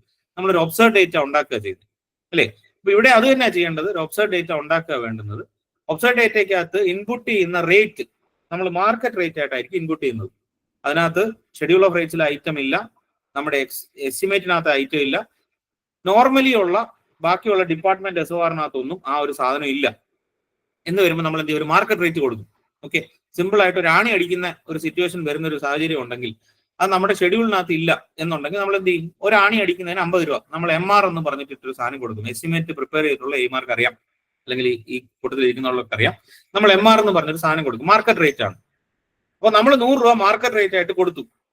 ഓക്കെ, നമ്മൾ വിചാരിക്കുന്നത് എന്താണ്? 100 രൂപ കോൺട്രാക്ടർക്ക് അതുപോലെ തന്നെ കിട്ടും എന്നാണ് വിചാരിക്കുന്നത്. എന്നാൽ അതും കിട്ടത്തില്ല.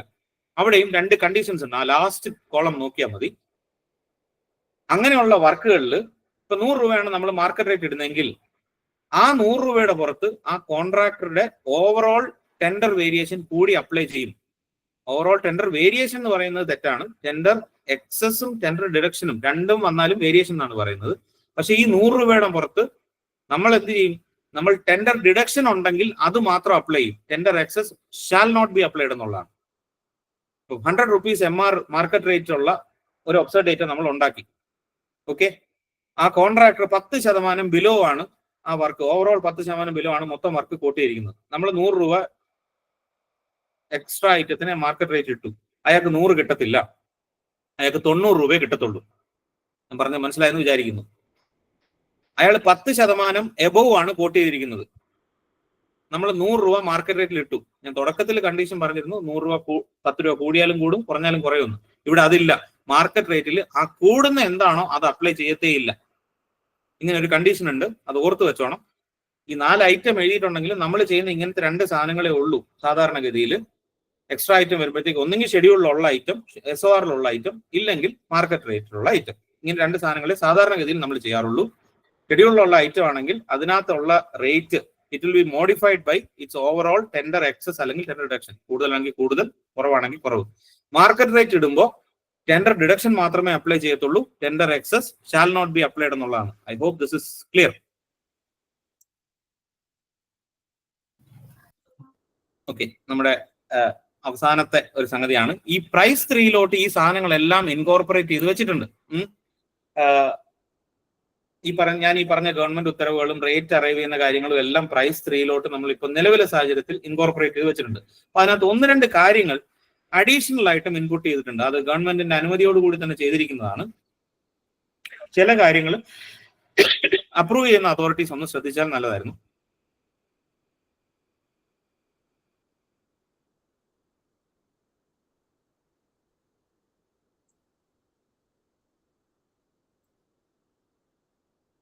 Okay, first item. For all scheduled items which are not abnormally high quoted, quantities will be billed at agreed rate up to 125% without RA approval. ഇത് ഈ മാർക്ക് മനസ്സിലായി കാണുമെന്ന് വിചാരിക്കുന്നു. നമ്മളൊരു എക്സസ് ഐറ്റം ഇങ്ങനെ മെഷർമെന്റ് ഇട്ടിട്ട് പോകുന്നു. നിങ്ങളൊരു ബില്ല് ജനറേറ്റ് ചെയ്യുവാണെങ്കിൽ സാധാരണഗതിയിൽ 125% വരെ RE ഒന്നും ഇല്ലാതെ തന്നെ അത് ബില്ല് ചെയ്ത് പോകും. ബില്ലിന്റെ കൂടെ വരും. ഞാൻ നേരത്തെ പറഞ്ഞ 100 മീറ്റർ അല്ലെങ്കിൽ 100 എണ്ണം ചെയ്യാനുള്ള ഒരു കണക്ഷൻ, 100 എണ്ണം ചെയ്യാനുള്ള ഒരു കണക്ഷൻ നമ്മൾ 150 ചെയ്താൽ നമ്മളൊരു ബില്ല് ജനറേറ്റ് ചെയ്യുന്നുണ്ടെങ്കിൽ 125 ഇക്വലന്റ് ആയിട്ട് ബില്ല് ചെയ്യും. ആ കോൺട്രാക്ട് റേറ്റ്സ് ഉള്ളപ്പോൾ 125 മുകളിലേക്ക് ബില്ല് ചെയ്യണമെന്നുണ്ടെങ്കിൽ നമ്മുടെ RE അപ്രൂവ് ആയി വരണം. അതിലൊരു വാക്ക് പറഞ്ഞിട്ടുണ്ട്, which are not abnormally high quoted. ഈ അബ്നോർമലി ഹൈ കോട്ടഡ് എന്ന് പറഞ്ഞ് ഉദ്ദേശിക്കുന്നത് ഒരു ഇൻഡിവിജ്വൽ ഐറ്റം 25% വരെ എബോവ് ആണ് കോട്ട് ചെയ്തിരിക്കുന്നതെങ്കിൽ അതിനെ ഒരു സാധാരണ കോട്ടായിട്ടാണ് കൺസിഡർ ചെയ്യുന്നത്. ഹൈ കോട്ടഡ് ആണ്, പക്ഷെ അബ്നോർമലി ഹൈ അല്ല. 25% എബോവിലാണ് അയാൾ ഒരു ഐറ്റത്തിന് കോട്ട് ചെയ്തിരിക്കുന്നതെങ്കിൽ, ഒരു കണക്ഷൻ 6000 രൂപ, അയാൾ കോട്ട് ചെയ്തിരിക്കുന്നത് 10000 രൂപയാണെങ്കിൽ അത് അബ്നോർമലി ഹൈ കോട്ടഡ് ആണ്. It is more than 25%. 6000 വരുമ്പോൾ 7000 കോട്ട് ചെയ്യുന്നുള്ളെങ്കിൽ it is not abnormally high quoted. ഇപ്പൊ ഈ 25% മുകളിൽ ഒരു പെർട്ടിക്കുലർ ഐറ്റത്തിന് കോട്ട് ചെയ്തിട്ടില്ലെങ്കിൽ അതിന്റെ 125% വരെ RE അപ്രൂവൽ ഇല്ലാതെ തന്നെ ബില്ല് ചെയ്യാൻ പറ്റും. 25% എബോവ് ആണ് പുള്ളി കോട്ട് ചെയ്തിരിക്കുന്നത്. 100 രൂപയുള്ള ഒരു ഐറ്റം പുള്ളി കോട്ട് ചെയ്തിരിക്കുന്നത് 200 രൂപയാണെങ്കിൽ അത് നിങ്ങൾ ബില്ല് ചെയ്താലും അതിന്റെ 100% ക്വാണ്ടിറ്റിയെ ബില്ല് ചെയ്യത്തുള്ളൂ. അയാൾ എക്സസ് ചെയ്ത ക്വാണ്ടിറ്റീസ് ഒന്നും ബില്ല് ചെയ്യത്തില്ല. ഞാൻ പറഞ്ഞത് മനസ്സിലായെന്ന് വിചാരിക്കുന്നു. ഒരു ഐറ്റം പുള്ളി കോട്ട് ചെയ്യുന്നത് അബ്നോർമലി ഹൈ ആണെങ്കിൽ, അബ്നോർമലി ഹൈ എന്ന് പറഞ്ഞാൽ പെർട്ടിക്കുലർ ഐറ്റത്തിന് 25% എബോവ് ഹൈ ആയിട്ട് വരുന്ന കോട്ട്സ് ആണ് അബ്നോർമലി ഹൈ കോട്ട്സ് എന്ന് പറയുന്നത്. അങ്ങനെയുള്ള ഐറ്റംസ്, അബ്നോർമലി ഹൈ കോട്ടഡ് ഐറ്റത്തിന്റെ എത്ര നമ്മൾ ചെയ്താലും അതിന്റെ 100% ക്വാണ്ടിറ്റീസ് വരെ നമ്മളൊരു ബില്ല് ജനറേറ്റ് ചെയ്താലും ആ ക്വാണ്ടിറ്റി ഇങ്ങോട്ട് എടുക്കത്തുള്ളൂ. അതിന് മുകളിൽ നിങ്ങൾ ചെയ്തിട്ടുണ്ടെങ്കിൽ അതിന് RE പാസ്സാവാതെ അത് ഇതിലൊത്തും പുള്ളി ചെയ്യത്തില്ല. അബ്നോർമലി ഹൈ കോട്ടഡ് അല്ലെങ്കിൽ 100% അല്ല 125% വരെ അത് നമ്മൾ ബില്ലിലോട്ട് പുള്ളി ചെയ്തുകൊണ്ടിരിക്കും. ഓക്കെ, ഒരു RE അപ്രൂവ് ചെയ്ത് കഴിയുമ്പോഴത്തേക്ക് normally 125% will be billed at TS rate, and beyond that lowest among agreed rate, TS rate applied with tender variation and LMR rate of the item will be billed. ഇത് ഞാൻ നേരത്തെ പറഞ്ഞു, ഒരു RE പാസ്സാക്കുമ്പോൾ 125% മുകളിൽ പോയി കഴിഞ്ഞാൽ എങ്ങനെയാണ് അതിനകത്ത് റേറ്റ് അറൈവ് ചെയ്യുന്നതെന്ന്. ആ പെർട്ടിക്കുലർ ഐറ്റത്തിന്റെ TS rate modified by overall tender variation, either plus അല്ലെങ്കിൽ മൈനസ്, അല്ലെങ്കിൽ ആ പെർട്ടിക്കുലർ ഐറ്റത്തിന്റെ LMR rate at the time of initiating RE subject to maximum of അയാളുടെ എഗ്രീഡ് റേറ്റ്. എഗ്രീഡ് റേറ്റിന് കൂടുതൽ മുകളിലായിട്ട് നമ്മൾ സാധാരണഗതിയിൽ കൊടുക്കാറില്ല. ഇതില് ഒരു ചെറിയ modification will be build at TS rate എന്നുള്ളത് ഒരു ചെറിയ മോഡിഫിക്കേഷൻ ഞാൻ നേരത്തെ പറഞ്ഞ 17/7/2024 വന്ന ജിയോയിൽ പറയുന്നുണ്ട്. പക്ഷെ അത് പ്രൈസിൽ ഇൻകോർപ്പറേറ്റ് ചെയ്തിട്ടില്ല. സോ പ്രൈസിൽ കൂടെ എടുക്കുന്ന REയിൽ നിങ്ങൾക്ക് എന്താണോ പ്രൈസിൽ നിന്ന് കിട്ടുന്നത് അത് വെച്ചിട്ട് പാസ്സാക്കുന്നതിൽ ബുദ്ധിമുട്ടില്ല. അത് ഗവൺമെന്റ് അപ്രൂവ് ചെയ്തിരിക്കുന്ന സാധനം തന്നെയാണ്. ഇത്രയും കാര്യങ്ങളാണ് REയെ കുറിച്ച് മൊത്തത്തിൽ ഒന്ന് പറയാനുള്ളത്. ഞാൻ ആ പ്രസന്റേഷൻ ഒന്ന് നിർത്തുകയാണ്. ഇതുവരെയുള്ള സംശയങ്ങൾ എന്തെങ്കിലും ഉണ്ടെങ്കിൽ ഒന്ന് ചോദിക്കാം. കാരണം പ്രൈസിലോട്ട് കയറിയാൽ പിന്നെ അധികം സമയം നമുക്ക് വേണ്ട.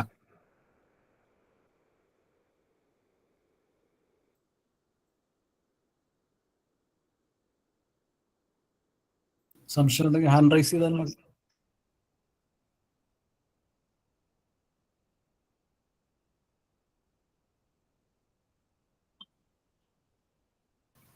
ഷാജി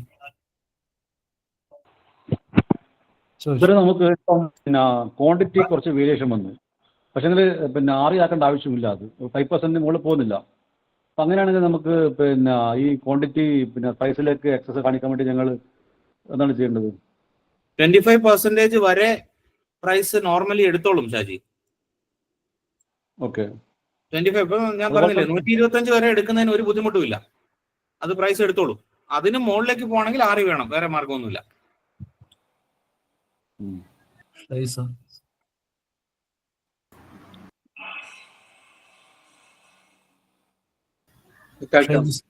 കേൾക്കാമോ? കേൾക്കാം സാർ, കേൾക്കാം.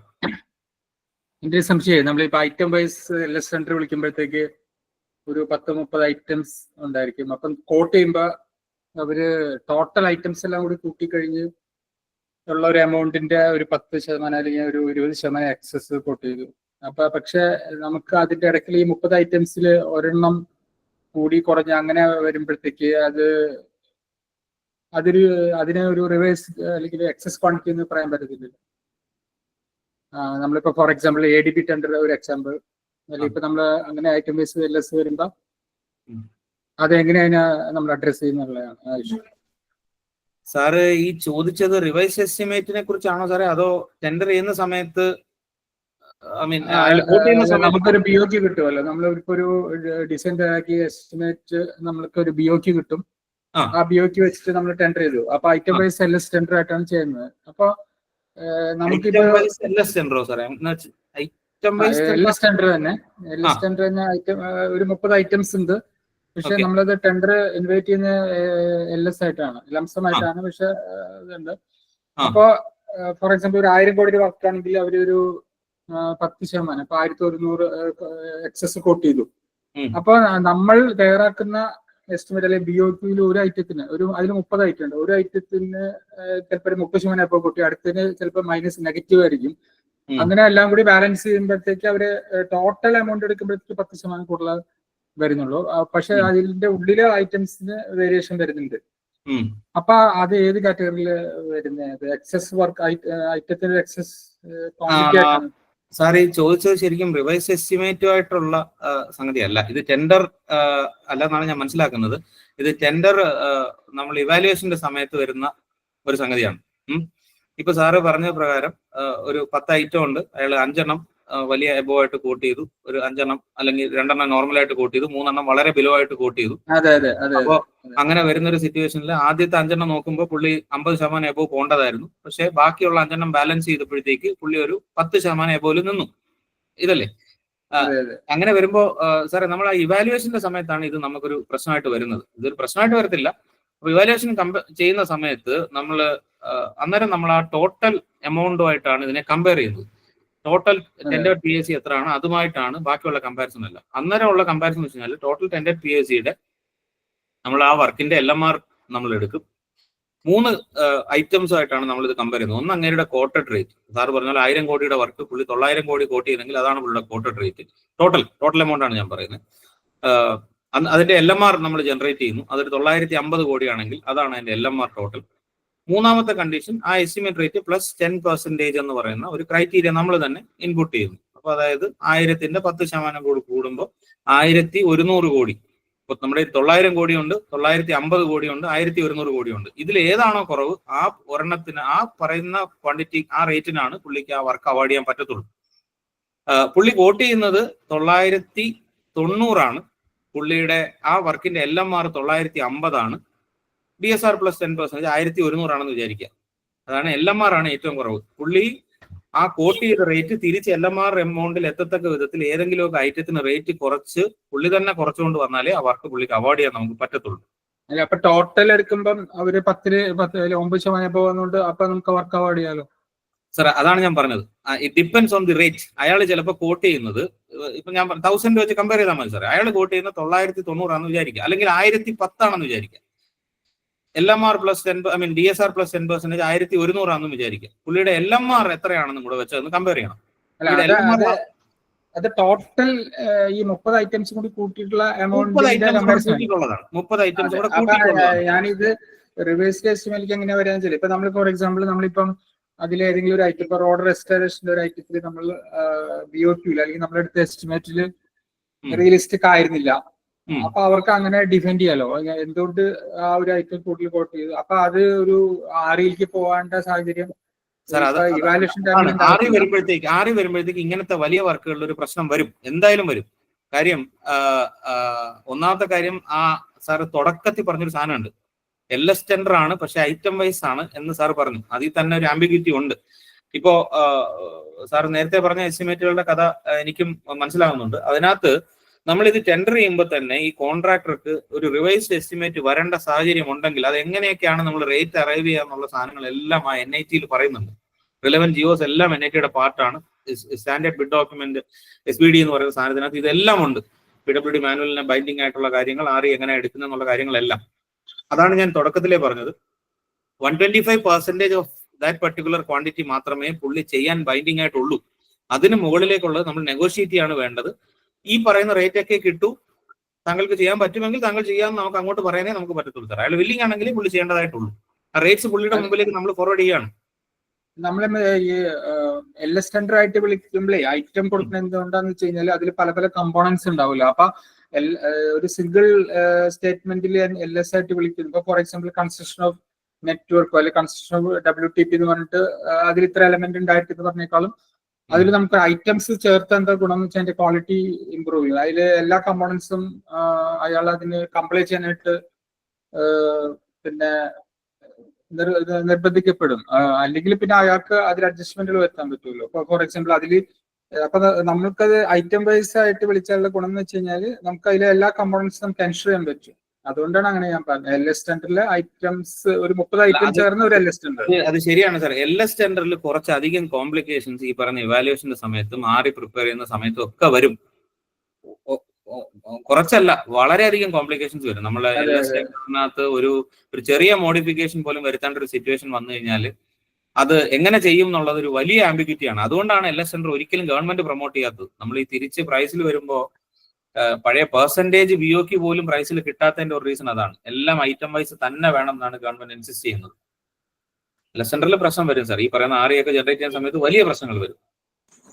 ചോദിച്ചത്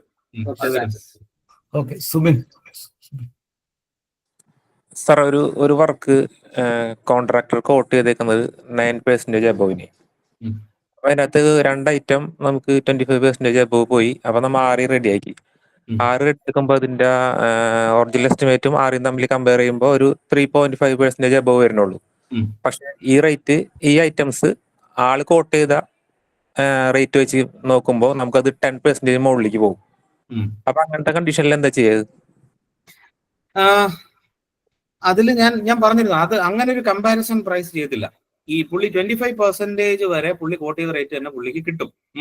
ഇപ്പൊ ഇതിനകത്ത് ശരിക്കും പറഞ്ഞാൽ നിങ്ങൾ ഒരു കമ്പാരിറ്റീവ് സ്റ്റേറ്റ്മെന്റ് എടുക്കുമ്പോൾ ഞാൻ മനസ്സിലാക്കിയത്, സുബിൻ പറഞ്ഞു വെച്ചിട്ട് ഞാൻ മനസ്സിലാക്കുന്നത്, മൊത്തം കൂടി ടോട്ടൽ 3.5% എബോ ഉള്ളൂ അല്ലേ?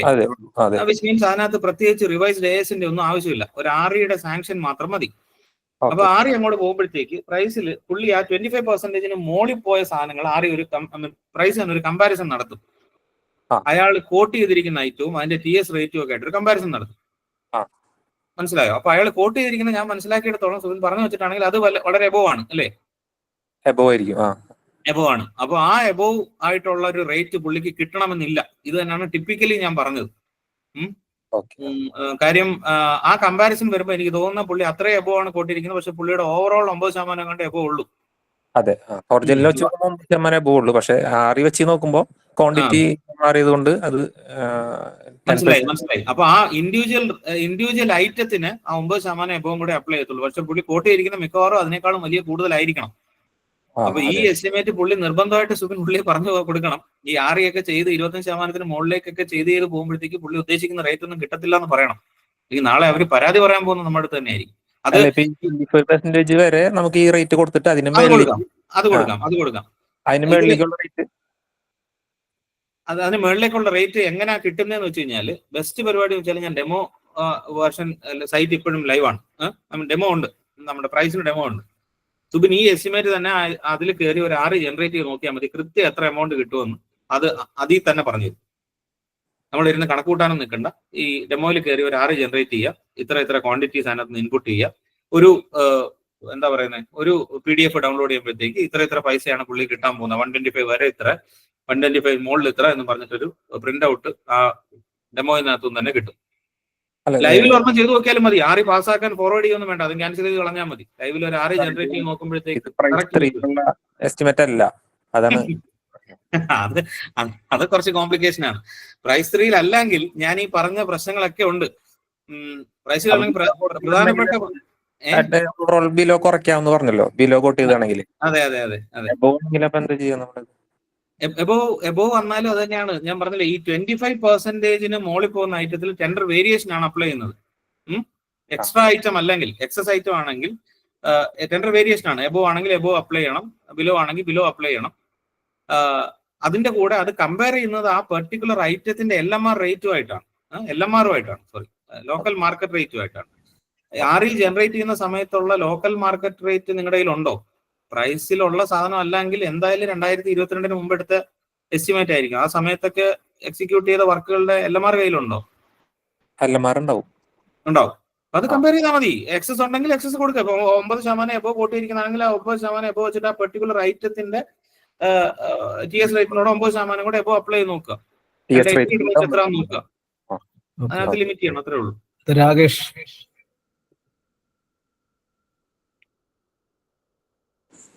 സാറേ പറയൂ സാറേ, ഈ RE അതായത് നമ്മളിപ്പോ എക്സ്ട്രാ ഐറ്റം വേണ്ടി വന്നു.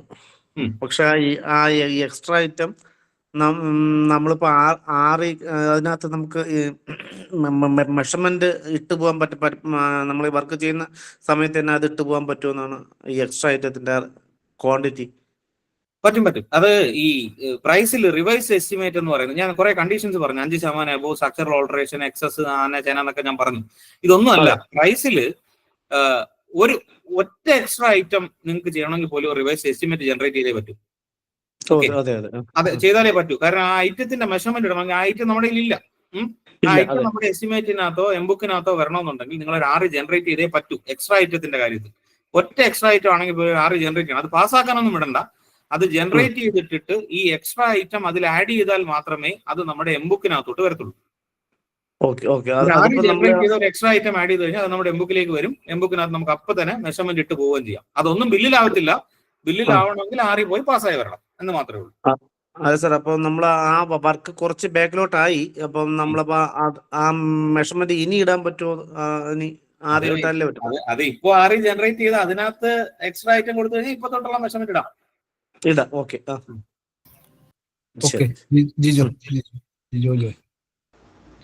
ഹലോ സാർ, കേൾക്കാം? പറയൂ. സാർ, നമുക്ക് ഈ ടെൻഡർ സേവിങ്സ് ആയിട്ട് വരുന്നുണ്ട്. അതായത് ഒരു കോൺട്രാക്ടർ വർക്ക് കോട്ട് ചെയ്യുന്നത് 25% ബിലോ ആണ്. ഇത് യൂസ് ചെയ്യാനായിട്ട് ഈ REയിൽ ഒരു പ്രൊവിഷൻ ഉണ്ടോ? പിന്നെ REയിലെ കമ്പാരിറ്റീവ് സ്റ്റേറ്റ്മെന്റ് ആ പുള്ളിയുടെ ബിലോ എല്ലാം കൂടെ കൂട്ടി ഇത് ചെയ്തിട്ടാണ് കമ്പയർ ചെയ്യുന്നത്. എഗ്രീഡ് റേറ്റും ഒക്കെ ആയിട്ടാണ് കമ്പയർ ചെയ്യുന്നത്. ഞാൻ പറഞ്ഞില്ല നേരത്തെ, ആ പ്രസന്റേഷൻ നടത്തിയപ്പോൾ ഞാനൊരു ജിയോയെ കുറിച്ച് പറഞ്ഞായിരുന്നു, കഴിഞ്ഞ വർഷം ഇറങ്ങിയത്. അത് ശരിക്കും ജിയോയുടെ ഈ ക്വസ്റ്റ്യന് ഡയറക്ട്ലി ലിങ്ക്ഡ് ആണ്. ഈ ബിലോ കോട്ട് ചെയ്ത ഐറ്റത്തിനെല്ലാം കമ്പയർ ചെയ്യുന്നത് ഇപ്പൊ നിലവിൽ TS റേറ്റുമായിട്ടാണ്.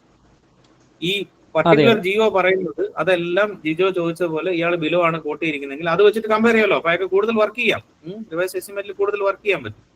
അപ്പൊ അങ്ങനെ കമ്പാരിസൺ നടത്തണമെന്നാണ് ഗവൺമെന്റ് പറഞ്ഞിരിക്കുന്നത്. ഇപ്പൊ പക്ഷെ അത് പ്രൈസിൽ ഇൻകോർപ്പറേറ്റ് ചെയ്തിട്ടില്ല. പ്രൈസിൽ അത് TS ആയിട്ടാണ് കമ്പയർ ചെയ്യുന്നത്. പക്ഷെ നിങ്ങൾക്ക് ആ കമ്പാരിറ്റീവ് സ്റ്റേറ്റ്മെന്റ് കാണാൻ പറ്റും. അൾട്ടിമേറ്റ് അപ്രൂവൽ എന്ന് പറയുന്നത് TS ആയിട്ടായിരിക്കും ഇപ്പൊ പോകുന്നത്. അധികം താമസിയാതെ മറ്റേ ജിയോ ഇതിനകത്ത് ഇംപ്ലിമെന്റ് ചെയ്യും. അതിനകത്ത് കുറച്ച് ഞങ്ങൾ അത് നോക്കിയപ്പോഴേ അത് അപ്രൂവ് ചെയ്യാൻ പറ്റുന്നുണ്ട് പ്രൈസിൽ. പിന്നീട് ഓഡിറ്റ് ഒബ്ജക്ഷൻ ഒന്നും അപ്രൂവ് ചെയ്യാൻ പറ്റുമെങ്കിൽ നിങ്ങൾ വേറെ നിയമമൊന്നും ആലോചിക്കുക പോലും വേണ്ട, നോക്കണ്ട. സാർ, ഒരെണ്ണം പിന്നെ അത് TS-ന്റെ 10% എബവ് ആണ് വന്നത്. അപ്പൊ അത് റിവൈസ്ഡ് AS-നാണ് അയക്കാൻ പറ്റുന്നത്. പക്ഷെ അതിലും ടെൻഡർ സേവിങ്സ് ഇങ്ങനെ കിടപ്പുണ്ട്. അതിനകത്ത് എന്ത് കിടപ്പുണ്ട്? ടെൻഡർ സേവിങ്സ് കിടപ്പുണ്ട്. അത് ഒരുപാട് ബിലോയാണ്. അല്ല, അത് അപ്രൂവിംഗ് അതോറിറ്റി തീരുമാനിക്കേണ്ടതാണ്. അതിനകത്ത് സേവിങ്സ് ഉണ്ടെങ്കിൽ റിവൈസ്ഡ് AS അതിന് കൂടെ, അതായത് ആ ബാലൻസ് ചെയ്യുന്ന ഒരു AS നമ്മുടെ കയ്യിലുള്ള AS തന്നെ ഇതിന്റെ ബാക്കി 10% അപ്പോൾ മീറ്റ് ചെയ്യാൻ പറ്റും എന്നുള്ളത് ഈ ടെൻഡർ അപ്രൂവിംഗ് അതോറിറ്റി, TS കൊടുത്ത അതോറിറ്റി തീരുമാനിച്ചോളൂ. അങ്ങോട്ട് അയച്ചാൽ മതി. അത് ശരിക്കും പറഞ്ഞാൽ ബാലൻസ് ഉണ്ടോ ഇല്ലയോ എന്നുള്ളത് പ്രൈസിന് അറിഞ്ഞുകൂടാ. പ്രൈസിനെ സംബന്ധിച്ചിടത്തോളം 10% എബോവിന് മുകളിൽ പോയി കഴിഞ്ഞാൽ റിവൈസ് AS വേണം. അതുകൊണ്ട് അത് റിവൈസ് ASനെ പുഷ് ചെയ്യത്തുള്ളൂ. അപ്പൊ നമ്മുടെ ടെൻഡർ TS കൊടുക്കുന്ന അതോറിറ്റി, ഇപ്പൊ CE ആണെങ്കിൽ CE, SC ആണെങ്കിൽ SC, ആരാന്ന് വെച്ചാൽ അവരോട് ചെല്ലുമ്പോൾ അവര് ഈ കമ്പാരിസൺ നടത്തി ഇതിനകത്ത് ബാലൻസ് എമൗണ്ട് ഉണ്ട്, ഒരു റിവൈസ്ഡ് AS സാങ്ഷനബിൾ ആണ് എന്ന പ്രൈസിനോട് പറഞ്ഞു കൊടുത്താൽ പ്രൈസിന് മനസ്സിലാവും. ഓക്കെ, പൈസ ഉണ്ട്, തിരിച്ചതിന് പൊക്കോളൂ. സാർ അപ്പോൾ റിവൈസ്ഡ് ASന് വേണ്ടിയിട്ട് നമ്മൾ കൊടുക്കുമ്പോഴത്തേക്ക് പിന്നീട് ഈ ഓർഡർ നമ്പർ എന്തെങ്കിലും വേണ്ടി വരുമോ? മുനിസിപ്പാലിറ്റി സെയിം സാധനം തന്നെ ആഡ് ചെയ്ത് അതിനകത്ത് ബാലൻസ് ഉണ്ടെന്ന് RE അപ്രൂവ് ചെയ്യുന്ന അതോറിറ്റി സർട്ടിഫൈ ചെയ്താൽ മതി. ബാലൻസ് ഉണ്ടാവും.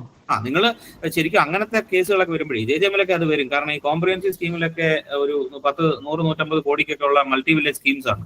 അപ്പൊ അതില് ശരിക്കും പറഞ്ഞാൽ റോഡ് രജിസ്ട്രേഷൻ അടയ്ക്കുന്ന 10,000 രൂപ തൊട്ട് നമ്മളിങ്ങനെ പല TSകളും ഒക്കെ കൊടുക്കുന്നുണ്ട്. ഇന്റർ കണക്ഷന് വേണ്ടി സെപ്പറേറ്റ് വർക്ക് അറേഞ്ച് ചെയ്യുന്നുണ്ട്. അങ്ങനെ പല കാര്യങ്ങളുണ്ട്. അപ്പൊ അവസാനം ഒരു സാധനത്തിന് RE വരുമ്പോഴത്തേക്ക് ഇതെല്ലാം കൂടെ കണക്ക് കൂട്ടി ഇത്ര രൂപ ഇതിൽ ബാലൻസ് ഉണ്ടെന്ന് പറയണം. ആര് പറയണം? പറയണം. AIC ലെവലിൽ പറയണം. അതാണ്. സാർ ഒരു ഡൗട്ട് കൂടെ, നമുക്ക് സബ് ഡിവിഷനിൽ വെക്കുന്ന ടെൻഡറുകൾക്ക് അവിടെ തന്നെ RE അപ്രൂവ് ചെയ്യാൻ പറ്റുമോ? പിന്നെന്താ, TS അതോറിറ്റിയാണ് RE അപ്രൂവ് ചെയ്യുന്നത്. Okay thank you sir. പൈസ ഉണ്ടാവണം AIC ൽ, അത്രേ ഉള്ളൂ. Okay, thank you sir.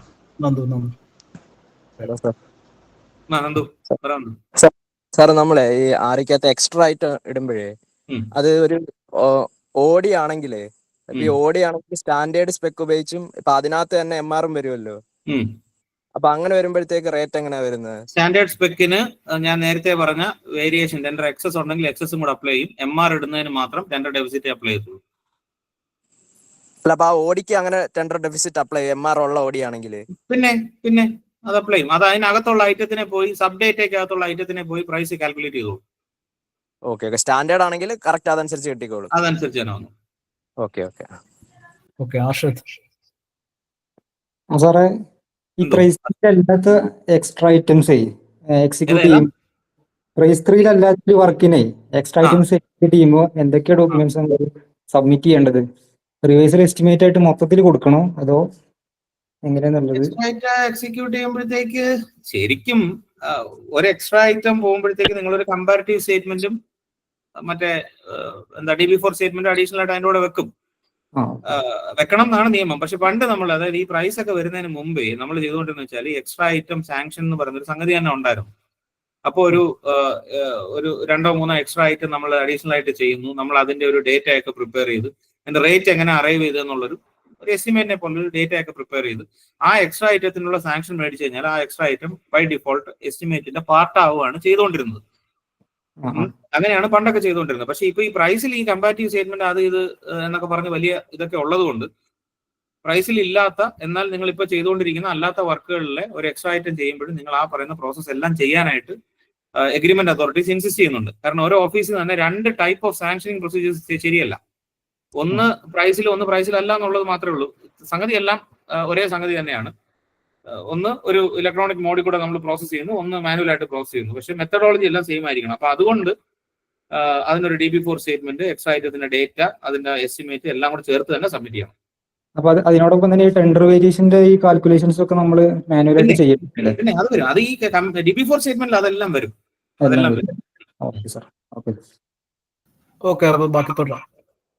നമുക്ക് പെട്ടെന്ന് തീർക്കാൻ ചോദിക്കും. എന്തായാലും ഞാൻ ഒന്നുകൂടെ സ്ക്രീൻ ഷെയർ ചെയ്യുന്നുണ്ടേ. സുനിൽ അവസാനം ചോദിക്കാം.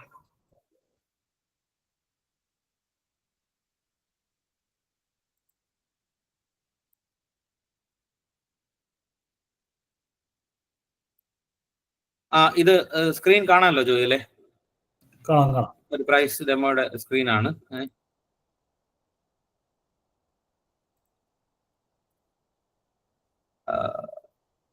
ഞാനൊരു എയുടെ ലോഗിനിലാണ്. ഞാനൊരു എസ്റ്റിമേറ്റ് ഒന്ന് എടുക്കുക. നമ്മുടെ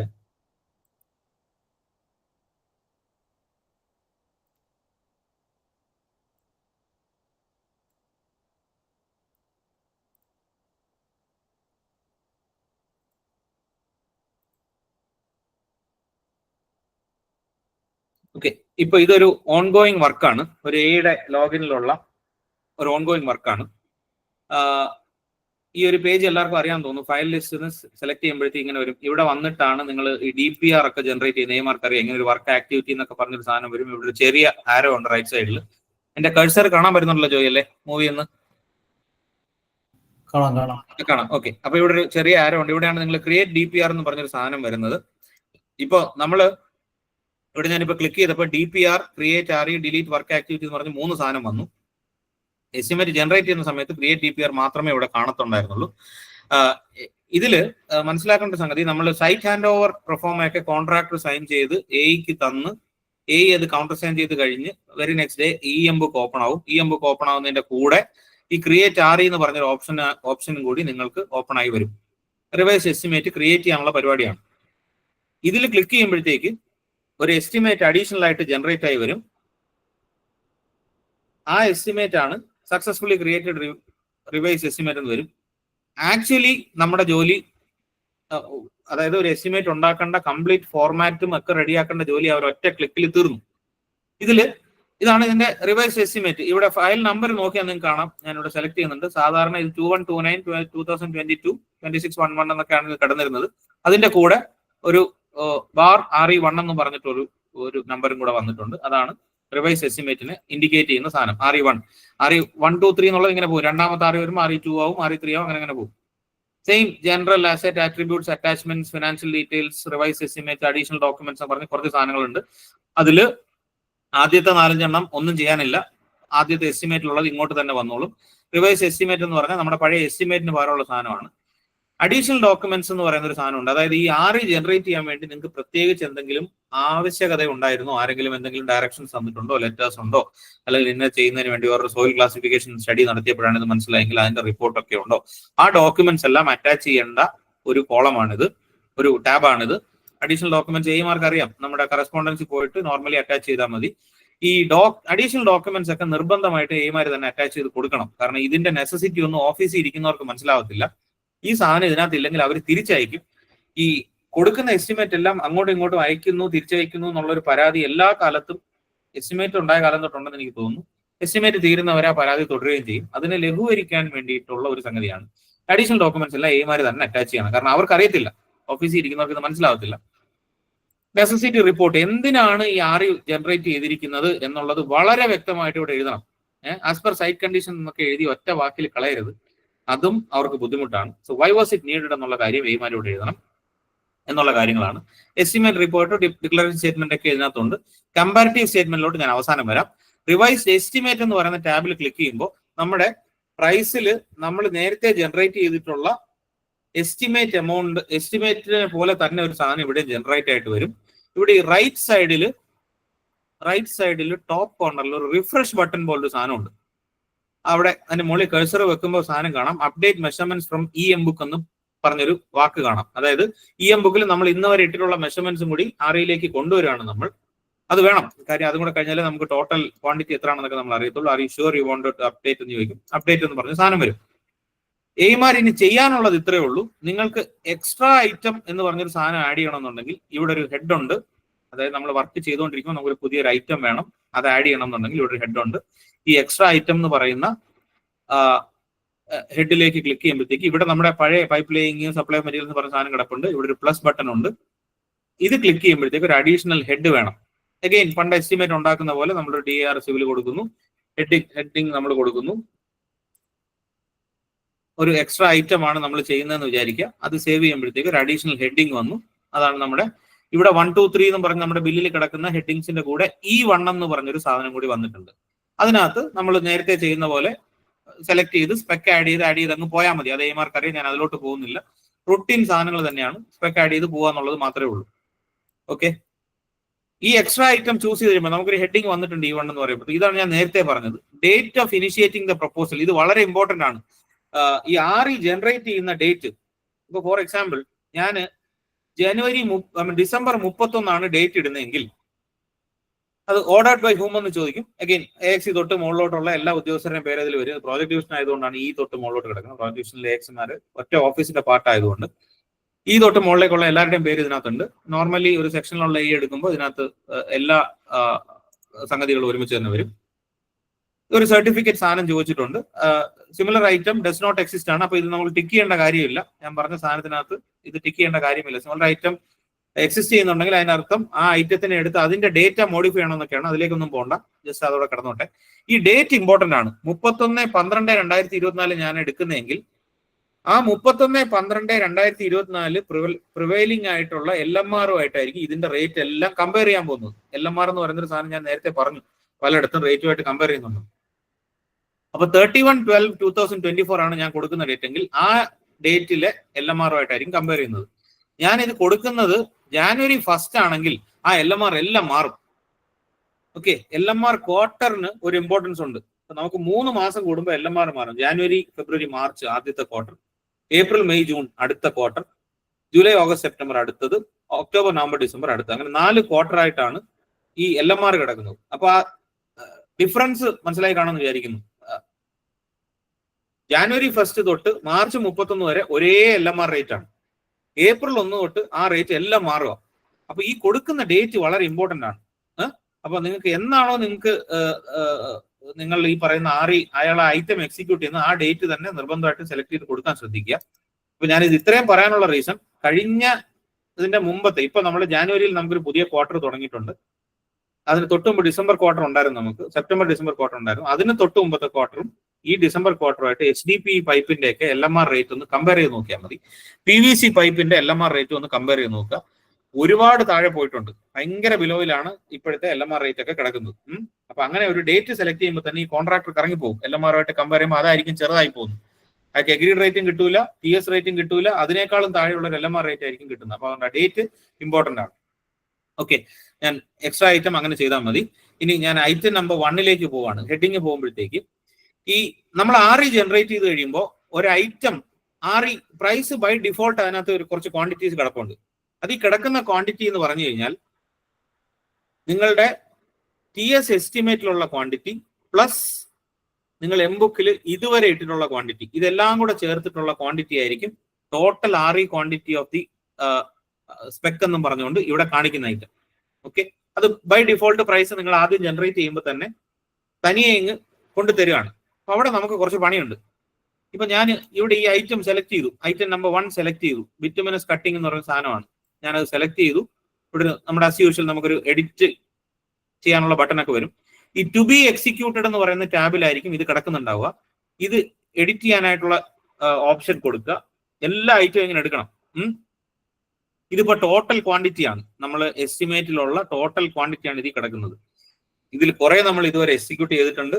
ഇനി RE ജനറേറ്റ് ചെയ്ത് കഴിയുമ്പോൾ നമുക്ക് എത്ര ബാലൻസ് എക്സിക്യൂട്ട് ചെയ്യാനുണ്ട് എന്നുള്ള ക്വാണ്ടിറ്റി ഇവിടെ നിർബന്ധമായിട്ടും കൊടുത്തിരിക്കണം. ഞാൻ പറഞ്ഞത് മനസ്സിലായെന്ന് വിചാരിക്കുന്നു. ടു ബി എക്സിക്യൂട്ടഡ് എന്നുള്ള ക്വാണ്ടിറ്റി ഇപ്പൊ ഈ 4300 എന്ന് പറഞ്ഞ് ഇതിൽ കിടക്കുന്ന സാധനം എന്ന് പറഞ്ഞാൽ പ്രൈസിലെ TS എസ്റ്റിമേറ്റിൽ ഉള്ള ക്വാണ്ടിറ്റി അതുപോലെ തന്നെ ഇതിൽ കൊടുത്തിരിക്കുകയാണ്. എനിക്കിനി ടു ബി എക്സിക്യൂട്ടഡ് ഞാൻ 4300 ഞാൻ ഓൾറെഡി ചെയ്ത് കഴിഞ്ഞു, അല്ലെങ്കിൽ 3200 ഓൾറെഡി ചെയ്ത് കഴിഞ്ഞു, ഇനി എനിക്ക് 1000 മീറ്ററും കൂടെ മതി എന്ന് പറയുകയാണെങ്കിൽ ആ 1000 സേവ് ചെയ്താൽ മാത്രം മതി. നമുക്കിനി അധികം ക്വാണ്ടിറ്റി ഉണ്ട്. ഇവിടെ കിടന്ന ക്ലിക്ക് ഹിയർ ടു ഫിക്സ് റേറ്റും എല്ലാം പോയി. അപ്പൊ നമ്മുടെ ടോട്ടൽ ക്വാണ്ടിറ്റി എത്രയാണോ, നമ്മുടെ 4000 നമ്മൾ ഓൾറെഡി കുറച്ച് എക്സിക്യൂട്ട് ചെയ്തിട്ടുണ്ട്. ഇത് ഈ ഐറ്റം തന്നെ സെലക്ട് ചെയ്ത് എക്സിക്യൂട്ട് ചെയ്ത് എത്രയാണെന്ന് ഇവിടെ ക്ലിക്ക് ചെയ്ത് കഴിഞ്ഞാൽ അതറിയാം. ഇത് ഡീറ്റെയിൽസ് ഇത് നമ്മൾ എംബുക്കിൽ നിന്ന് എടുത്തതാ. എംബുക്കിൽ നിന്ന് എടുത്ത് നമ്മൾ 4061 മീറ്റർ നമ്മൾ ഓൾറെഡി നമ്മൾ എക്സിക്യൂട്ട് ചെയ്ത് കഴിഞ്ഞിട്ടുണ്ട്. ഇത്രയും സാധനങ്ങൾ വന്നിട്ടുണ്ട്. അഡീഷണൽ ഞാനിപ്പോ ഒരു എന്ത് ചെയ്തു, ടു ബി എക്സിക്യൂട്ടഡ് ഒരു 1000 മീറ്ററും കൂടെ കൊടുത്തു. അതാണ് നമ്മുടെ REയിലെ ക്വാണ്ടിറ്റി. അപ്പൊ എനിക്ക് ടോട്ടൽ എത്ര വന്നു, ഇവിടെ കിടപ്പുണ്ട് 5061.5 മീറ്റർ ആണ് എന്റെ ടോട്ടൽ ക്വാണ്ടിറ്റി. ഇങ്ങനെയാണ് RE ജനറേറ്റ് ചെയ്യുന്നത്. ഇത് ഓരോ ഐറ്റത്തിലും നമ്മൾ ചെയ്ത് തന്നെ പോകണം. ഇനി ഇതേ ഐറ്റത്തിൽ ഞാൻ 1000 പകരം എനിക്ക് ക്വാണ്ടിറ്റി വളരെ കുറഞ്ഞു പോയി, എനിക്ക് 10000 വേണ്ടി വരുന്നു എന്ന് വിചാരിക്കുക. അപ്പൊ എന്ത് പറ്റി, ഇതാ ഈ ഐറ്റം നോക്കി, ഇവിടെ പുതിയൊരു ഐറ്റം കൂടെ വന്നു. ടോട്ടൽ RE ക്വാണ്ടിറ്റി എന്ന് പറഞ്ഞാൽ 14061 click here to fix rate കുറെ ചുവപ്പും പച്ച എല്ലാം കൂടെ കാണിച്ചിട്ടുണ്ട് അല്ലേ. അതൊരു ചെക്കാണ്. 125%നും വളരെയധികം മുകളിലേക്ക് ആ ക്വാണ്ടിറ്റി പോയിട്ടുണ്ട്. അതുകൊണ്ട് ആ റേറ്റ് നമ്മൾ ഫിക്സ് ചെയ്ത് കൊടുക്കണം. ഞാൻ നേരത്തെ പറഞ്ഞു 125% വരെ അയാൾക്ക് അയാളുടെ എഗ്രീഡ് ക്വാണ്ടിറ്റിയിൽ എഗ്രീഡ് റേറ്റിൽ പുള്ളിക്ക് ആ വർക്കിന്റെ റേറ്റ്സ് കിട്ടത്തുള്ളൂ. അതിന് മുകളിൽ പോയി കഴിഞ്ഞാൽ നമുക്കൊരു ചെക്ക് ഇവിടെ പ്രൈസ് തരുന്നുണ്ട്, click here to fix rate. ഇത് നിർബന്ധമായിട്ടും ചെയ്തിരിക്കണം, ഇല്ലെങ്കിൽ ആ ഫയൽ മൂവ് ചെയ്യത്തില്ല, മൂവ് ചെയ്താൽ പാസ്സാക്കാൻ പറ്റത്തില്ല. Click here to fix rate എന്ന് പറയുമ്പോഴത്തേക്ക് ഇങ്ങനെ ഒരു സാധനം ചോദിക്കും, are you sure you want to fix rate, okay കൊടുക്കുക. അഗെയിൻ നേരത്തെ പറഞ്ഞ കഥ മൊത്തം ചോദിക്കും, എന്നാണ് ഓർഡർ ചെയ്തത്. അപ്പൊ ഞാൻ പറയാണ്, ഞാൻ 31 ഡിസംബർ 2024 ഓർഡർ ചെയ്തു. ഓർഡർഡ് ബൈ ഹൂം ഒരു എക്സിക്യൂട്ടീവ് എഞ്ചിനീയർ കൊടുത്തു. എഗ്രീഡ് റേറ്റ് 25.42 ആണ്. അത് സേവ് ചെയ്തു കഴിഞ്ഞാൽ നമുക്കൊരു കഥ എഴുതി വരും. ആ കഥ എങ്ങനെയാണ് നിങ്ങൾ നോക്കുക. ഇതാണ് ഞാൻ നേരത്തെ പറഞ്ഞ സാധനം. Date of initiating proposal ordered by executive engineer ആണ്. Ordered by executive engineer, LMR place കൊല്ലമാണ്. കോട്ടഡ് റേറ്റ് ടൈപ്പ് നോർമൽ ആണ്. Agreed quantity 4300. എഗ്രീഡ് റേറ്റ് 25.42 ആയിരുന്നു അയാളുടെ എഗ്രീഡ് റേറ്റ് എന്ന് പറയുന്നത്. ആ കമ്പാരിസൺ ഇവിടെ പ്രൈസ് ചെയ്യും. TS റേറ്റ് -16 16% ബിലോയിലാണ് പുള്ളി കോട്ട് ചെയ്തത്. അങ്ങനെ വരുമ്പോഴത്തേക്ക് TS റേറ്റ് എന്ന് പറയുമ്പോഴത്തേക്ക് 25.98 രൂപ പെർ മീറ്റർ വരും. LMR റേറ്റ് വളരെ കൂടുതലാണ്, 30.840 മീറ്റർ വരും. റേറ്റ് ഓഫ് എക്സസ് ക്വാണ്ടിറ്റി എന്ന് പറഞ്ഞു കഴിഞ്ഞാൽ ഈ കൂട്ടത്തിൽ ഏറ്റവും ചെറുത് ഏതാണ്? 25.42 പുള്ളിക്ക് കിട്ടത്തുള്ളൂ. ഇങ്ങനെയാണ് ഇതിന്റെ റേറ്റ് ഫിക്സ് ചെയ്യുന്നത്. ഇനി ഇതിനകത്തൊരു റേറ്റ് വേരിയേഷൻ വരുന്നു. ഞാൻ ഒന്ന് ട്രൈ ചെയ്ത് നോക്കുവാണ്, ശരിയാവുമെന്ന് എനിക്കറിയത്തില്ല. എന്നാലും 1/1/2025 ഞാൻ കൊടുക്കുന്നതെങ്കിൽ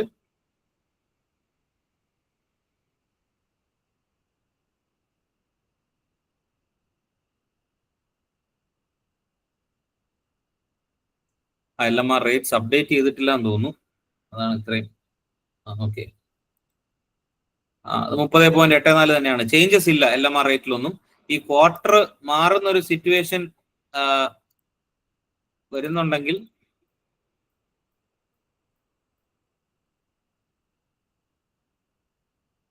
കാണിക്കാനായിരുന്നു.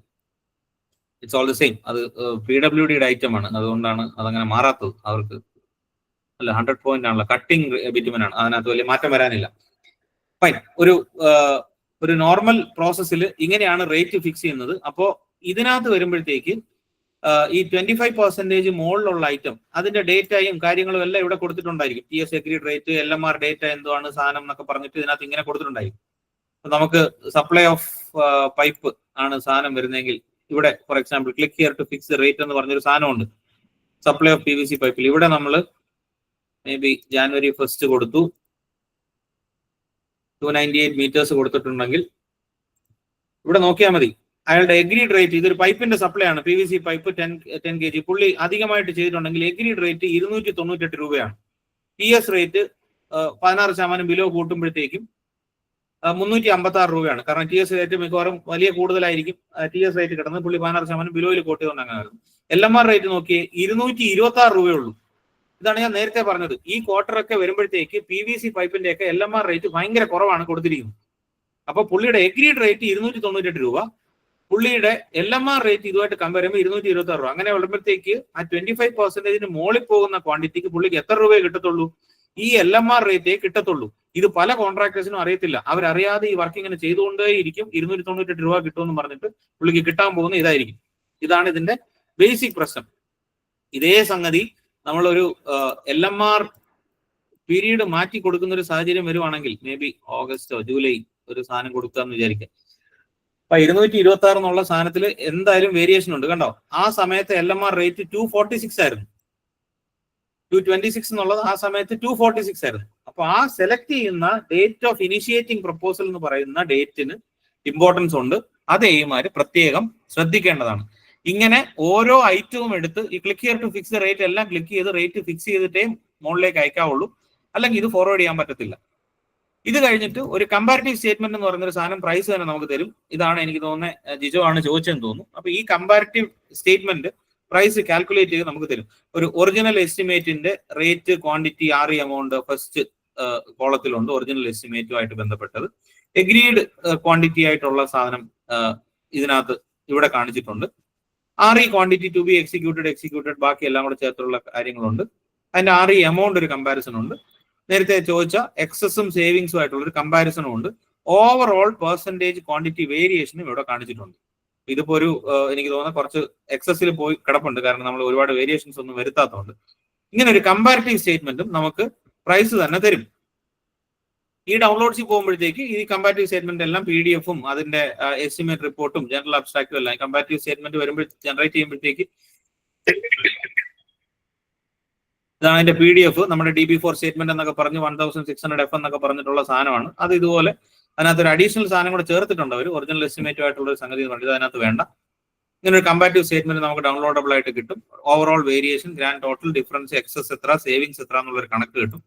ഇനി ഒരു എസ്റ്റിമേറ്റ് ജനറൽ അബ്സ്ട്രാക്ട് എടുക്കുമ്പോഴത്തേക്ക് ഞാൻ 1-2 ഐറ്റം 125% മുകളിൽ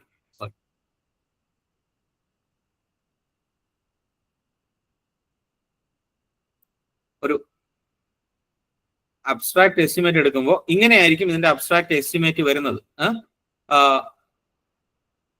159.1 എന്ന് പറയുന്ന ഒരു ഐറ്റം നമ്മളിത് കൊടുത്തതാണ്. അപ് ടു 125% എത്ര രൂപ, 31.01 പെർ മീറ്ററിന് അയാൾക്ക് ഇത്രയും രൂപ കിട്ടി.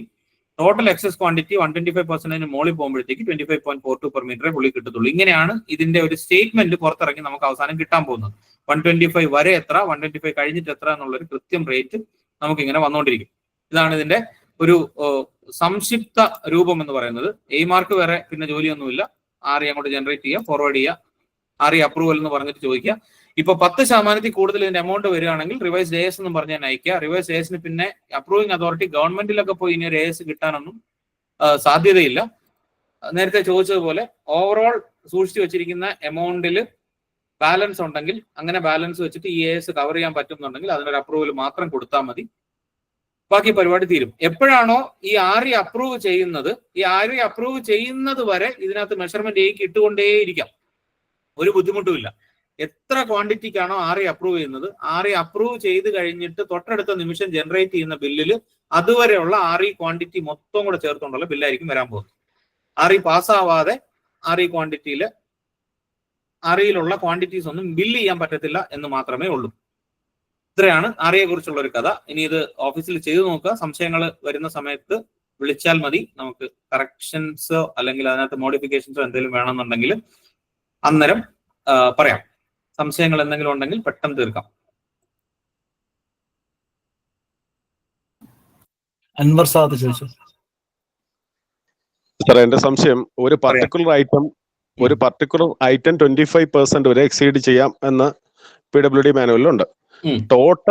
ടോട്ടൽ ക്വാണ്ടിറ്റി 5% എന്നാണ് നമ്മൾ മനസ്സിലാക്കിയിരിക്കുന്നത്. ഒരു particular item 25% total rate, total amount 25% വരെ എക്സീഡ് ചെയ്യാം. അങ്ങനെയല്ല, 5% കഴിഞ്ഞ് എക്സീഡ് ചെയ്യാം. 5% മുകളിൽ പോയാൽ നമുക്കൊരു റിവൈസ് AS വേണമെന്നുള്ളതേ ഉള്ളൂ. അല്ല സാറേ, 5% വരെ ആണെങ്കിൽ റിവൈസ് ASന്റെ ആവശ്യമില്ല. റിവൈസ് AS വേണ്ട, ശരിക്കും 5% മുകളിലാണെങ്കിൽ നമുക്ക് ആറി വേണമെന്നുള്ളൂ. സോറി, റിവൈസ് AS അല്ല, ആറി വേണം. 5% വരെയാണെങ്കിൽ ആറിയുടെ ആവശ്യമില്ലല്ലോ സാറേ. വേണ്ട വേണ്ട വേണ്ട വേണ്ട. അത് അപ്പോഴെങ്ങനെ മനസ്സിലാക്കും സാറേ പ്രൈസ്? ഈ 5% എബോവ് നമുക്ക് AS ഉണ്ടെന്ന് എങ്ങനെ പ്രൈസ് മനസ്സിലാക്കും? അത് പ്രൈസ് ഇപ്പൊ നമുക്ക് ഇതിനകത്ത് എല്ലാം ഒരു ക്രൈറ്റീരിയ ഉള്ള എന്താ അറിയോ, നമ്മൾ ഇതിനകത്ത് ഒരു administrative sanction amount, TS amount പ്രൈസിൽ നമ്മൾ തുടക്കത്തിലേക്ക് കൊടുക്കുന്നുണ്ട്. അത് വെച്ചിട്ട് പ്രൈസ് ടോട്ടൽ കമ്പയർ ചെയ്യുന്നത് ആ TS വെച്ചിട്ടാണ്. ഇപ്പൊ നമ്മളൊരു ഐറ്റം 25% വരെ, നമുക്ക് 10 ഐറ്റം ഉള്ള ഒരു എസ്റ്റിമേറ്റ് ആണ്. 25% വരെ ആറി ഇല്ലാതെ പാസ്സാക്കാന്ന് പറയുന്നുണ്ട്. അപ്പൊ 25% വരെ ആദ്യത്തെ 5 ഐറ്റം 25 എബോവ് ആയിട്ട് ഇങ്ങനെ പോയി, അതുവരെ പാസ്സായി. അപ്പൊ നമ്മുടെ ടോട്ടൽ എമൗണ്ടും 5% കൂടി കഴിഞ്ഞാൽ പ്രൈസ് അവിടെ വെച്ച് അതങ്ങ് കട്ട് ചെയ്യും, പിന്നെ അതിന്റെ മുകളിലോട്ട് പോകത്തില്ല. ഈ 100 ഐറ്റം ഉള്ളതിൽ 100 എണ്ണത്തിന് 25% കൂടി കഴിഞ്ഞാൽ ചിലപ്പോൾ 5% കൂടുതൽ പോകും ടോട്ടൽ എമൗണ്ട്, പോകത്തില്ലേ? അങ്ങനെ വന്നാലും പ്രൈസ് തന്നെ ഇങ്ങോട്ട് ചോദിക്കും, ആറി ഇല്ലാതെ നിങ്ങളുടെ ബില്ല് ചെയ്യത്തില്ല ക്വാണ്ടിറ്റി, അതവിടെ കിടക്കും.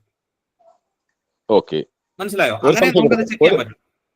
ഒരു സംശയം കൂടെ സാറേ, ഇപ്പൊ for example number of connections original എസ്റ്റിമേറ്റിൽ 90 ആയിരുന്നു. 25% എക്സീഡ് ആയപ്പോഴത്തേക്ക് അത് 22.5 എന്നാണ് വരുന്നത്. അതെ, ഞാൻ അത് തുടക്കത്തിൽ പറയണമെന്ന് വിചാരിച്ചാണ്. അത് കണക്ഷൻസ് മാത്രമല്ല, ഈ വാൽവിന്റെ എണ്ണം കണ്ടിട്ടുണ്ടോ? നമ്മൾ ഒരു വാൽവ് 2 വാൽവൊക്കെയാണ് നമ്മൾ സാധാരണ കൊടുക്കുന്നത്. അതിന്റെ ഏറ്റവും വലിയ ദുരന്തം എന്ന് പറഞ്ഞാൽ ഈ ഒരു വാൽവ് കൊടുത്തെടുത്ത് രണ്ടാമതൊരു വാൽവ് വെക്കുകയാണെങ്കിൽ 100% എക്സസ് ആണ്. അതൊരു പ്രശ്നം. അപ്പൊ ഉള്ള കുഴപ്പം വെച്ചാൽ 1.25 വാൽവിന് ഒരു റേറ്റും 0.75 വാൽവിന് വേറൊരു റേറ്റും ആണ് കൊടുക്കുന്നത്. മുറിച്ച് വെക്കാൻ നമുക്ക് പറ്റത്തില്ല. ഒരു ജെനുവിൻ ആയിട്ടുള്ള ഒരു പ്രശ്നമാണ്. പക്ഷേ ഇത് പലതരത്തിലും നമ്മൾ പോയിന്റ് ഔട്ട് ചെയ്യുകയും ഇതിനകത്തൊരു മോഡിഫിക്കേഷൻ വേണമെന്ന് പറയുകയും ചെയ്തിട്ടുള്ളതാണ്.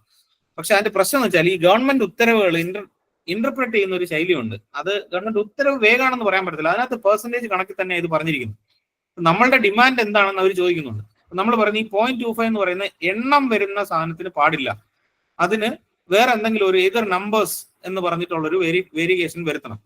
അപ്പൊ അവർ തന്നെ ഇങ്ങോട്ട് ചോദിക്കും നിങ്ങളൊരു പ്രപ്പോസൽ പറയാൻ പറഞ്ഞു. ശരിക്കും നമ്മളിങ്ങ് പോരുന്നു, അതിനകത്ത് വേറൊരു പ്രപ്പോസൽ നമുക്ക് വരെ പറയാൻ പറ്റിയില്ല എന്നുള്ളതാണ് വാസ്തവം. നമ്പറിന് വേണ്ടി മാത്രമായിട്ടൊരു സാധനം ഉണ്ടാക്കാൻ നിലവിൽ പറ്റത്തില്ല. ഇതൊരു സോഫ്റ്റ്വെയർ ആണ്. ഇതിനകത്തൊരു കൊടുക്കുന്ന ഒരു എൻട്രി എന്ന് പറയുന്ന ആ പെർസെന്റേജ് കണക്കിൽ മാത്രമേ പറ്റൂ. നമ്മൾ തിരിച്ചു പറയാണ്, ഒരു വാൽവിന് നമ്മൾ ആക്ച്വൽ റേറ്റും രണ്ടാമത് വരുന്ന വാൽവിന് നമ്മൾ വേറൊരു റേറ്റും എന്നല്ല നമുക്ക് പറയാൻ പറ്റത്തുള്ളൂ. അതപ്പോ എക്സിസ്റ്റിംഗ് ജിയോയുടെ വയലേഷൻ ആയി പോകും. അല്ലെങ്കിൽ അതിനുവേണ്ടി പുതുക്കിയ റിവൈസ്ഡ് ജിയോ ഒക്കെ ഇറക്കണം. അതൊന്നും നടക്കാൻ പറ്റാത്തതുകൊണ്ട് നമ്മൾ ആ 1.25 0.75 വെച്ച് തന്നെ അഡ്ജസ്റ്റ് ചെയ്യുന്നു. അയാൾക്ക് ആ റേറ്റിൽ മാത്രം കമ്പയർ ചെയ്യുന്നു. ആ നമ്പറിനെ നമ്മൾ തൽക്കാലം മറക്കുന്നു. Okay sir, okay okay. ആ ബുദ്ധിമുട്ട് മനസ്സിലായെന്ന് വിചാരിക്കുന്നു അൻവറിന്. അത് ജെനുവിൻ ക്വസ്റ്റ്യൻ ആണ്. അതൊരു വലിയ ഒരു ടെക്നിക്കലി എന്താ വേണമെങ്കിലും പറയാം, പക്ഷെ ലോജിക്കലി അതൊരു മണ്ടത്തരമാണ്. പക്ഷെ അത് അപ്പൊ അങ്ങനെ തന്നെ റെക്കോർഡ് ചെയ്യുകയേ സാധ്യമുള്ളൂ അല്ലേ സാറേ? നമ്മൾ റെക്കോർഡ് ചെയ്യണ്ട, നമ്മൾ രണ്ടെണ്ണം കൊടുത്താൽ മതി. റേറ്റ് പ്രൈസ് ഇങ്ങനെ 1.75 ആയിട്ട് എടുത്തോളൂ. ഓക്കെ ഓക്കെ ഓക്കെ സാറേ, ഓക്കെ. സർ, ഈ കേസിൽ ഇതുപോലെ 5% ഇൻഡിവിജ്വൽ ആയിട്ട് 5% കൂടാതിരിക്കും, ടോട്ടൽ എമൗണ്ട് ഇൻഡിവിജ്വൽ ആയിട്ടും 25% കൂടാതിരിക്കും, ടോട്ടൽ എമൗണ്ട് 5% കൂടാതിരിക്കുകയും ചെയ്യുന്ന സമയത്ത് ആദ്യന്റെ ആവശ്യമില്ല. നമ്മൾ ഇതിന് ഇങ്ങനെയുള്ള കേസിൽ വേറെ എന്തെങ്കിലും അപ്രൂവൽ എടുക്കേണ്ട ആവശ്യമുണ്ടോ? ഒന്നും വേണ്ട. ബില്ല് പാസ് ചെയ്യുന്ന അതോറിറ്റി തീരുമാനിച്ചാൽ മതി. കാശുണ്ട് കൊടുക്കാമെന്ന് തീരുമാനിച്ചാൽ മതി. അതങ്ങനെ എല്ലാവരും അങ്ങനെ ചാടി കയറി കൊടുക്കത്തില്ല. അവർ എന്തെങ്കിലും റിക്വയർമെന്റ് അഡീഷണൽ ആയിട്ട് നിയമപ്രകാരം ഒന്നും വേണ്ട. പൈസ ഉണ്ടെങ്കിൽ ആ പേയ്മെന്റ് കൊടുക്കാം.